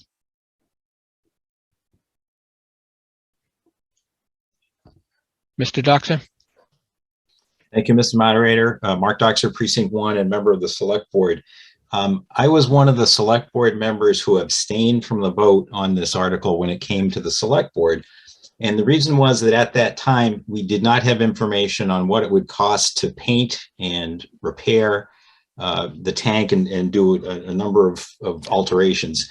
And as has been highlighted by a number of people, one of the big issues was, hey, is it less expensive to paint and repair versus replacing the tank? So what has transpired since then is Ryan Percival, who I want to give a lot of compliments to because he has been working very hard on this project for a long time, was able to get together some estimates on cost to see what this might look like. And that's kind of the $2.5 million number you folks are seeing. As a member of the board, I further pursued with the Permanent Building Committee to kind of get their opinion on kind of where we were. Did this make sense? Would there be an opportunity if we waited until a little bit longer? Might the cost of steel come down? And that would, save all sorts of money. And just to kind of summarize this whole thing, I feel at this point like I now have enough information and believe that moving forward with the unfortunately $7 million project is the best thing for the town to do at this point. I hate the idea of spending $7 million on this tank, but we all kind of had said before, if it was 5.5, we were fine with it. Costs have gone up, and we've been kicking this project down the road for quite a while. As unattractive an option as it is, I still think that the right thing to do here is to move ahead and to support the $7 million tank and stop kicking this down the road. Thank you very much. Further discussion? Mr. Lippett. Mr. Lippett. Thank you. John Lippett, Precinct 7. I'd like to echo some of what Steve Herrick said. We now have a redundant connection to the MWRA. The MWRA has built their redundancy upstream of us, so the likelihood of any problems with that water flow are slim to none. I'm not convinced that we actually need this water tank now. I just don't quite see it. I'm wondering, does the MWRA want us to have a water tank? And if so, are they willing to pay part of the cost of it? I also think that, question, I guess, is the reason the costs have gone up is because building materials have gone up? If so, we've seen that because of the pandemic. And couldn't we expect that those building costs would come down if we were to wait? And secondly, do we really need a tank for another 50 years? With all the improvements that come through the MWRA, we were pumping water out of our well fields not that long ago. So why do we need a 50-year tank at this high cost with high material costs. And the last thing I guess I'd say is it seems to me that when the tank is being repaired, we're not going to have a water tank. So if we can survive without the water tank, we can survive without the water tank. So it seems to me that this spending this much money on a 50-year water tank seems to me to be the wrong thing to be doing at this point in time. Thank you. Further discussion? Alicia Williams. Ms. Williams? Thank you, Mr. Moderator. Alicia Williams, Precinct 8. I had put a point of order in the chat, and I think Ms. McCarthy is being coy and not understanding what the conflict is. Well, Ms. McCarthy lives right there. My understanding is that her conflict is also with her job. I've been told that she's a lobbyist for Verizon, which would benefit from the delay of this project. Ms. McCarthy has also been very instrumental and vocal in this project delay and helping it being kicked down the road. I think town meeting, who is hearing her say that she's not supporting this project, needs to understand where her motives might come from. I'm also on the fence about this article. I truly am. I used to walk by this tower, and there are days when I would walk by it, I would hear it creaking, and maybe that's a sound the town makes, but I'm guessing it's not normal. After seeing the pictures, I'm a very hard yes. I can't imagine anyone would want to put paint over what we just saw. This is, again, irresponsible. If the paint doesn't hold and the tank has a structural failure, the money we will have to pay to fix the problem will be far worse. As a homeowner, I can't imagine having a repair that needs this much work and just putting a Band-Aid on it. Sealing up holes, paint doesn't seem like the best interest of our infrastructure. Town meeting needs to remember that this tank was instrumental in the high school condo fire back in 2017. And without that, the building could have been in much worse shape or perhaps a total tear down. It provided pressure to the entire town during that fire. This is not a want, this is a need. I would rather spend the money. Steel has gone up from 2017 from roughly $550 to over $1,800. It's up 215%. I don't want to kick this can down the road any further and have it go up 500%. I am not of the same line of thinking as Mr. Lippett in needing to know what the MWRA has to say. Again, this is a Reading decision. This affects us.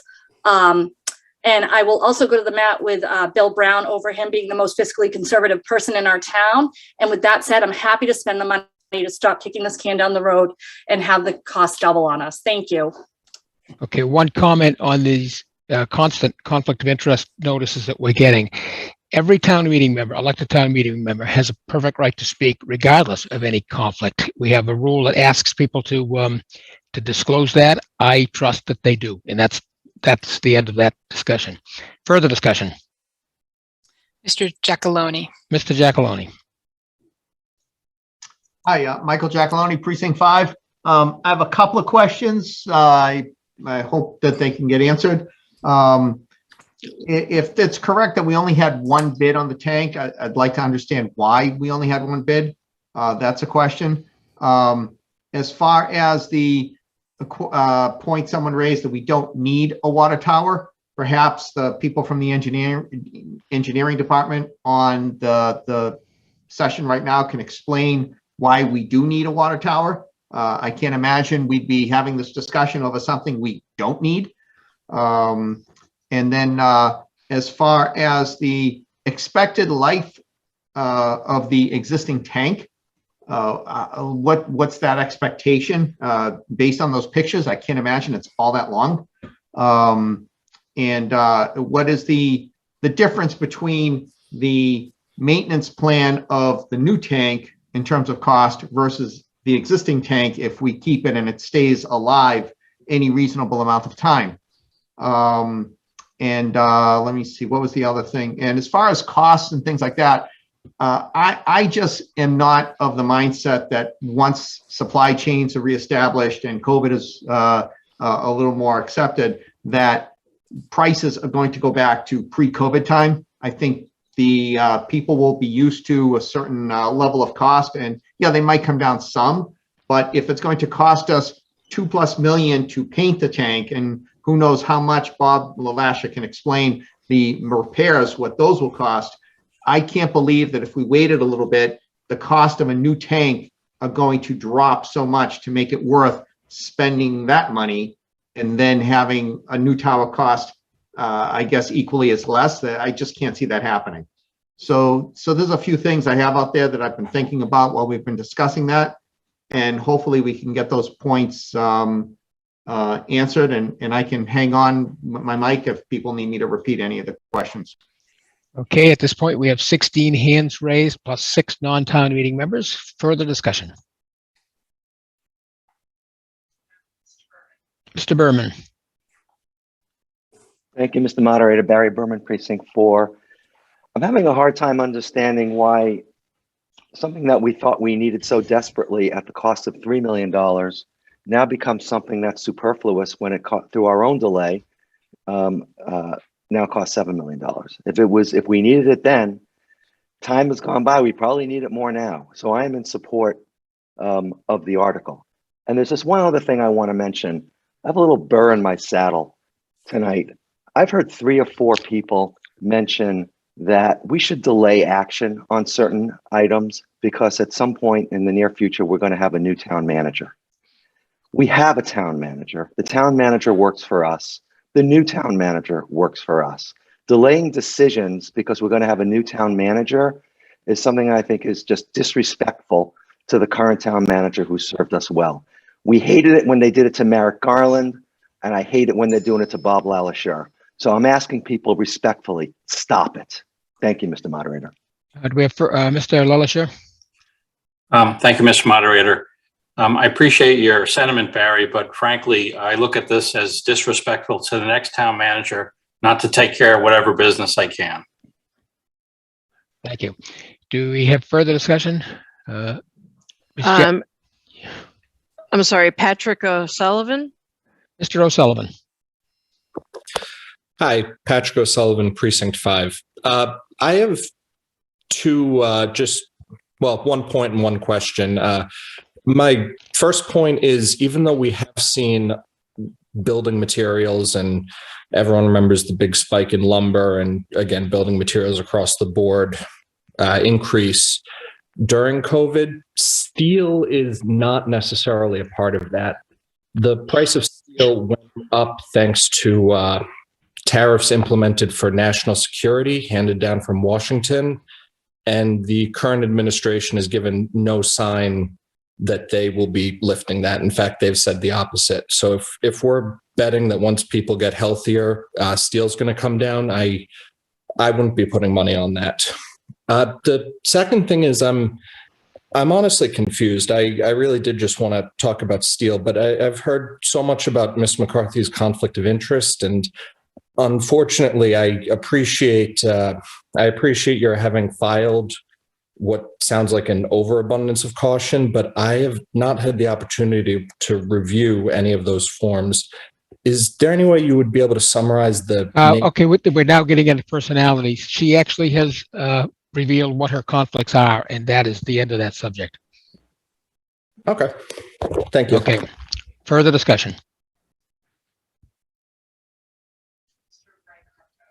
Mr. Reichart. Mr. Reichart. Thank you, Mr. Moderator. Jim Reichart, Precinct 1. I just had a couple of thoughts. To echo off a person that spoke earlier, the photos of the current water tower really kind of speak to its condition. The pitted, the excessive pitting, the rusting, the collapsing parts of the roof. Is it really worth spending $2.5 million just to paint the thing and then try to repair the thing? And how much longer are we going to get out of that? I seriously think that is a money hole. That rusted Goliath really isn't the way to go. And just to speak to a couple other comments about the new water tower being a Porsche or being a high-end tank. I mean, do you really want to go and buy a Kmart tank and put it up there? Wouldn't you want something that lasts? And finally, I'm not an expert with water, but from what I see, it's at the highest point of the town, and that can act as an accumulator, like in a hydraulic system, where it can just moderate the water pressure and make things better. So I don't think it's redundant. I don't think it's we don't need it. I think we do need it, and I think it's let's get it done now. Don't throw good money after bad. So I'm in favor of this. If we don't vote for this, we paint that old thing. We're going to be back here in 5 or 10 years. And then we're going to have, that new tank is going to be much, much more expensive. There's no way that tank's going to go down in price. Do cars go down in price? No, ever. That's all I have. Thank you. Further discussion? Sorry, Mr. Moderator, Ryan Percival, Town Engineer, has his hand raised. Town Engineer, Mr. Percival? Thank you, Mr. Moderator, and I'm going to be very brief here, but I just wanted to talk to the fact that we've been having questions on whether or not we need a tank. We do need a tank. We have to have Auburn Street tank in our system. To speak to the point that the last commenter made, it essentially acts as a hydraulic unit in our system. It provides pressure and fire flows through our system that is needed. Anecdotally, I can tell you last summer, we had to take 2 tanks offline, and we triggered fire suppression alarms throughout the whole entire downtown and northern area. Subsequently, I should say additionally to that, when Woburn comes online, they're a partial MWA community. When Woburn comes online, we can see a significant drop in our supply, regardless of whether or not we have 2 connections. That tank also is used as a buffer when that happens. So I just wanted to make that clear. Thank you. Further discussion? Jean Boraski. Ms. Borowski? Thank you, Mr. Moderator. Jean Borowski, Precinct 6, also a member of the Finance Committee. This is a tough one for sure. It's hard when projects become more expensive than we anticipate them. Did we lose her? Try again, Jean. The problem for 50 years, for generations. Okay, we lost a little bit of what you said. You might want to start over. Thank you. Oh, shoot. It says my internet connection is unstable. Can you hear me now? Yes. Okay, good. What I was saying was that the way I perceive this challenge is we can spend $2.5 million to solve the problem for a decade, or $7 million to solve the problem for 50 years. So to me, this falls under the category of penny wise, pound foolish. If we solve the problem by maintaining it, yeah, we're going to save some money right now, but the replacement of that tank goes back on the capital plan in 10 years. And in 5 years, town meeting is going to be back at looking at what it costs to replace the tank. It's clear from the photos and from presentations from the town engineer that this tank is not going to survive another maintenance after this cycle. So we could maybe paint it for 10 years, but we're absolutely replacing it after that. And as has been stated, it's not a tank we can get rid of. We need it. So I fully support the full cost of replacing it and solving the problem, because if you look at the cost versus the life expectancy, it's actually more cost effective to replace it. And I know that there has been some discussion about maybe in time, the cost of the project will come down, particularly the cost of steel. I don't know. I think that's over a 10-year period, a really big gamble to make. I'm not sure material costs are going to come down over time, but I'm absolutely sure that labor costs are going to go up. And I'm absolutely sure that the interest rate environment is unlikely to be as favorable as it is now. So overall, the cost of the project will go up over time. So that's sort of my reasoning for supporting the more expensive, but much more long-term solution. Thank you. Thank you. Further discussion?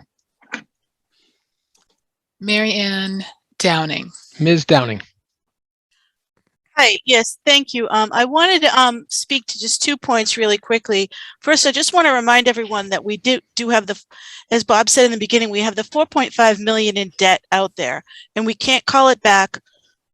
We can't spend it on maintenance or other things. As I said in FinCom, which I'm a member of, we have to spend it on a like project, a project that's a long-term project for which you can take on 15-year debt. So even if people voted down this article, we still have to pay off this 4.5 million 15-year debt. So that was just my first point. My second point, during the day today, I tried to look at some comparable costs of people who put in water towers of the same size as this year. And it was very interesting to see that their costs are coming in similar to this, meaning maybe this is what it costs. In Idaho, in February 2021, they're looking at $6.5 million for a water tower replacement, and they were considering replace versus paint. And they were talking about one of the people, if you all want to wonder why it's like, $3 million to paint a tower like this too. if you look at our structure with all the legs and all of the different pieces, it's just, they were giving an example of twice as much. Second cost comparison, and I know this is Canada, but I'm bringing this up because of the steel prices. In Drayton, Ontario, in just the summer, they said the cost of their water tower went up 30% to $6.5 million. And that's Canadian dollars. So I know it's like 5.25 in the US. And the article mentioned the cost of steel in Canada, so I don't think subject to the tariffs, went up. Steel rebar went up 76% from May 2020 to May 2021. And the last cost comparison point, also from May 2021, is in Elk Grove Village, Illinois. They're looking at a minimum of $5 million for a tower. So just as people try to step and think, oh, is this cost going to go down? Is this really what it costs?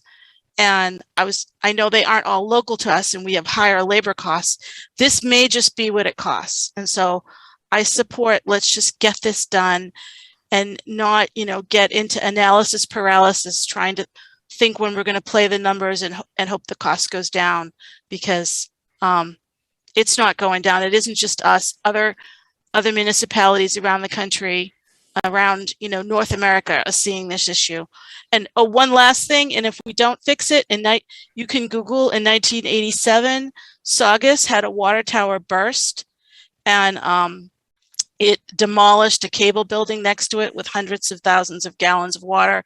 The issue they determined was some weak rivets. So I hope the abutters think about that if they don't want to pursue fixing this tower. Thank you. Further discussion? Mr. Moderator, Mr. Percival would like to respond. Oh, Mr. Percival, thank you. Mr. Percival? Thank you, Mr. Moderator. Just to additional to Ms. Downing's point, you don't have to look any further than outside of the state. We're having trouble hearing you. Can you hear me now? Now you're distorted. Can you hear me now? Yes, much better. Okay, sorry about that. I just wanted to point out that you can just stay within the state and look to the town of Sharon. Sharon just put out a bid to replace their tank, similar to what we just put out for Glass Fused to Steel. Similar bid came in from Statewide Aqua Store. Additionally, they also had to go back to town meeting for additional funds, so they experienced higher than likely bid pricing. So I just wanted to point that out. Thank you. Further discussion? Mr. Moderator, Ms. Doctor is next. Ms. Doctor? Nancy Doctor, Precinct 1. I actually am in favor of this, and I know someone had asked earlier how long we been worried about our water tower, and I've been worried about it since we gave up our water rights to the Ipswich River.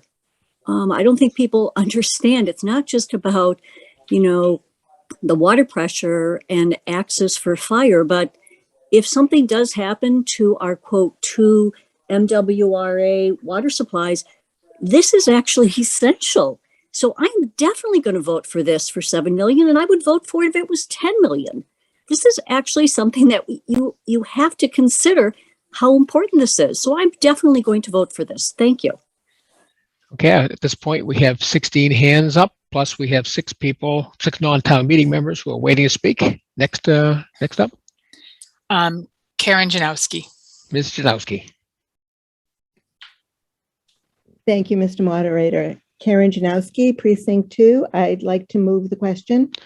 Okay, I will accept that, but I will again point out that there are 6 non-town meeting members who indicated that they would like to speak after all town meeting members had their first shot, but you still have the right to make that motion. Now, this is non-debatable, and it also requires a 2/3 vote. So if we could have a poll put up, this is a vote to end debate.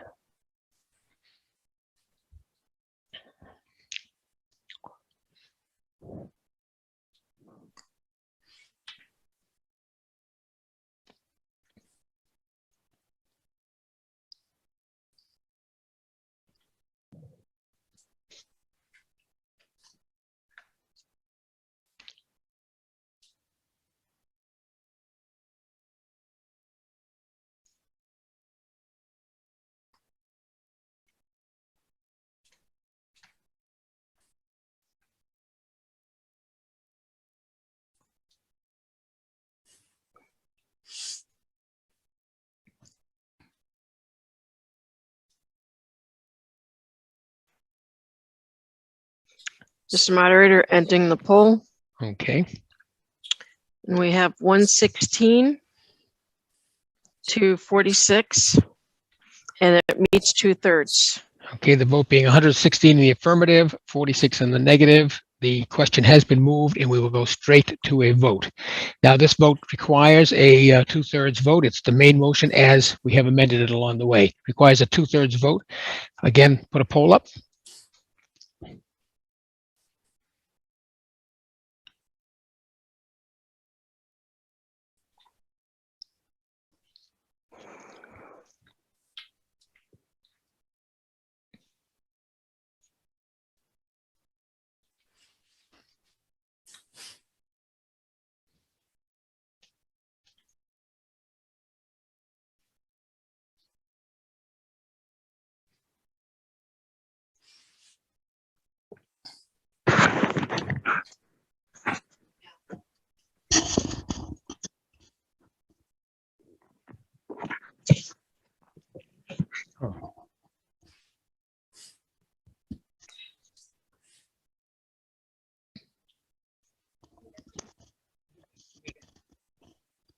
Yes, he did.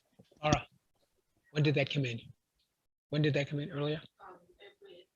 Oh, okay, okay. Okay.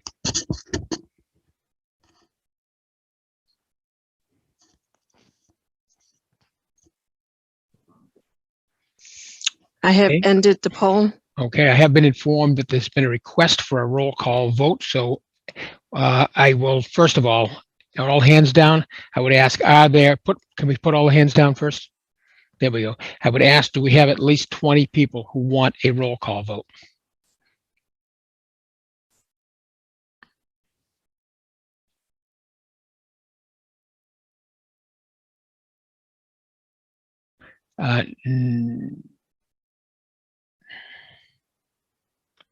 No, we do not. It's 12 people. Okay, do we have the final tally? The final vote is 135 yes, 33 no. The vote being 135 in the affirmative, 33 in the negative. The motion carries. Business under Article 8, Mr. Lelishore.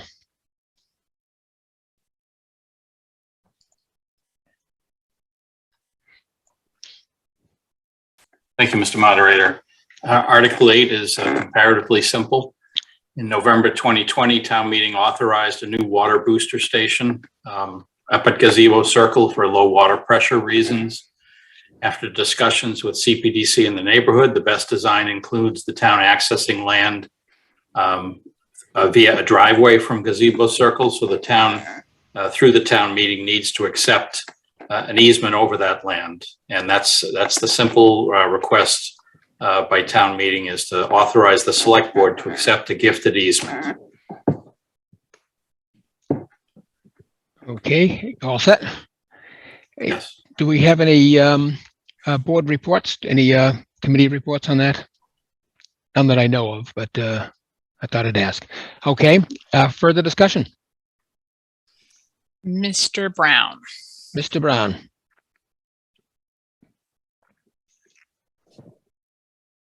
Me, Yeah, we can hear you, Mr. Brown. I didn't mean to stick my hand up, sorry. Oh, no problem. Further discussion? Mr. Dewar. Mr. Dewar.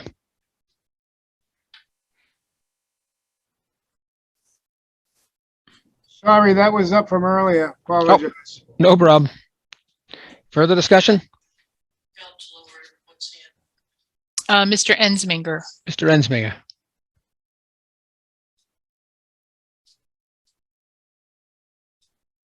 Mr. Ensminger?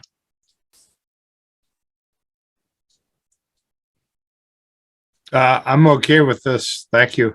Okay. Further discussion? Diana Halsey. Ms. Halsey?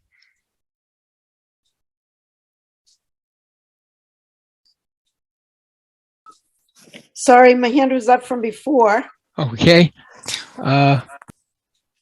Next. Ms. Jolson. Ms. Jolson.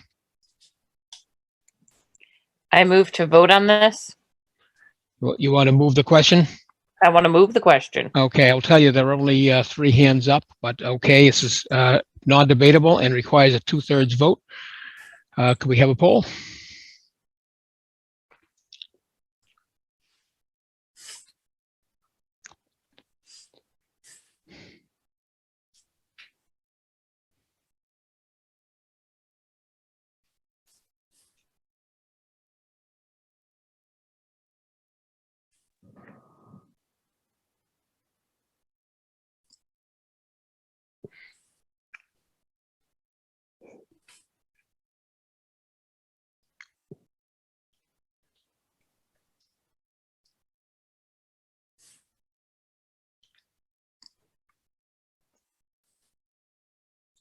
Ending the poll, Okay, 134 to 24, and it meets 2/3.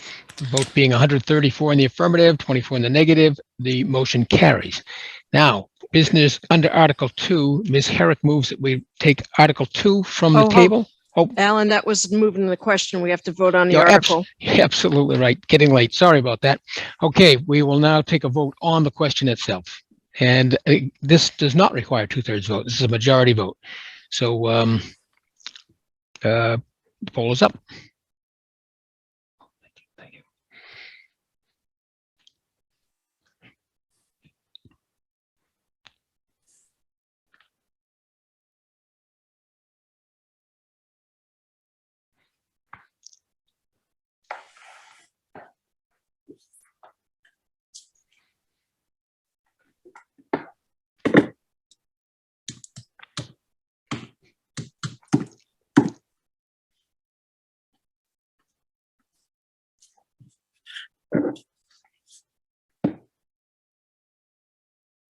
Ending the poll, it's 160 to 0.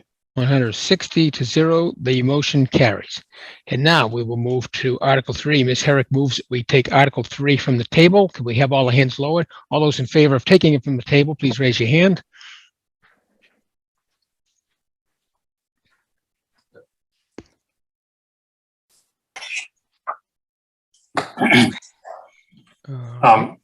Mr. Moderator, I believe it's Article 2, not 3. It is Article 2. It's Article 3 at the annual meeting, Article 2. Okay, I cannot see the hands. Am I losing? We have 87 hands raised. Okay, could you lower those? Yep. All those opposed of taking it from the table? One moment. Don't raise your hand yet. Don't raise your hands yet. Okay. All right.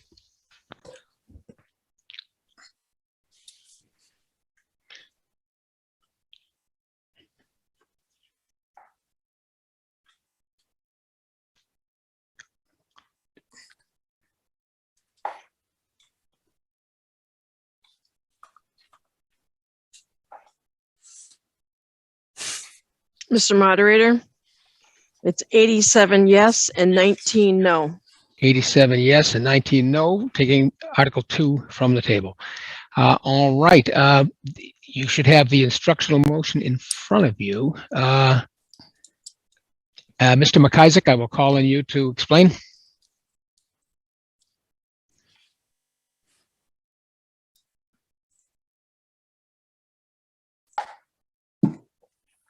Mr. McIsaac, can you raise your hand?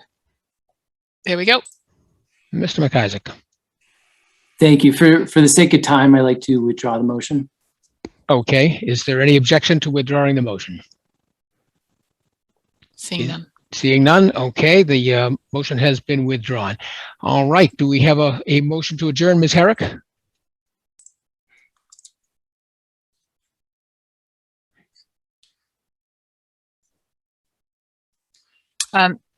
Ms. Williams has her hand up. She had her hand up? Oh, yeah, okay. she's had it for a while. Oh, sorry, Ms. Williams. I did not see a hand. Ms. Williams? Thank you. Motion to adjourn, sign or die. Okay. Is there a second? Second. All those in favor, hold on a second. Please lower all the hands. Yep. Okay. All those in favor of adjourning sine die, please raise your hand.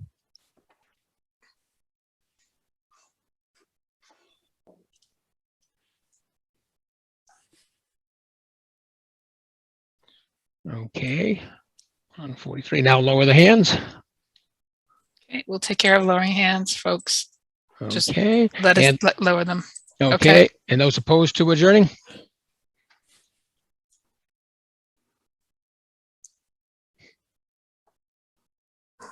The vote being 143 in the affirmative and 5 in the negative, this town meeting stands adjourned. Sine die. Thank you. Thank you, ladies and gentlemen.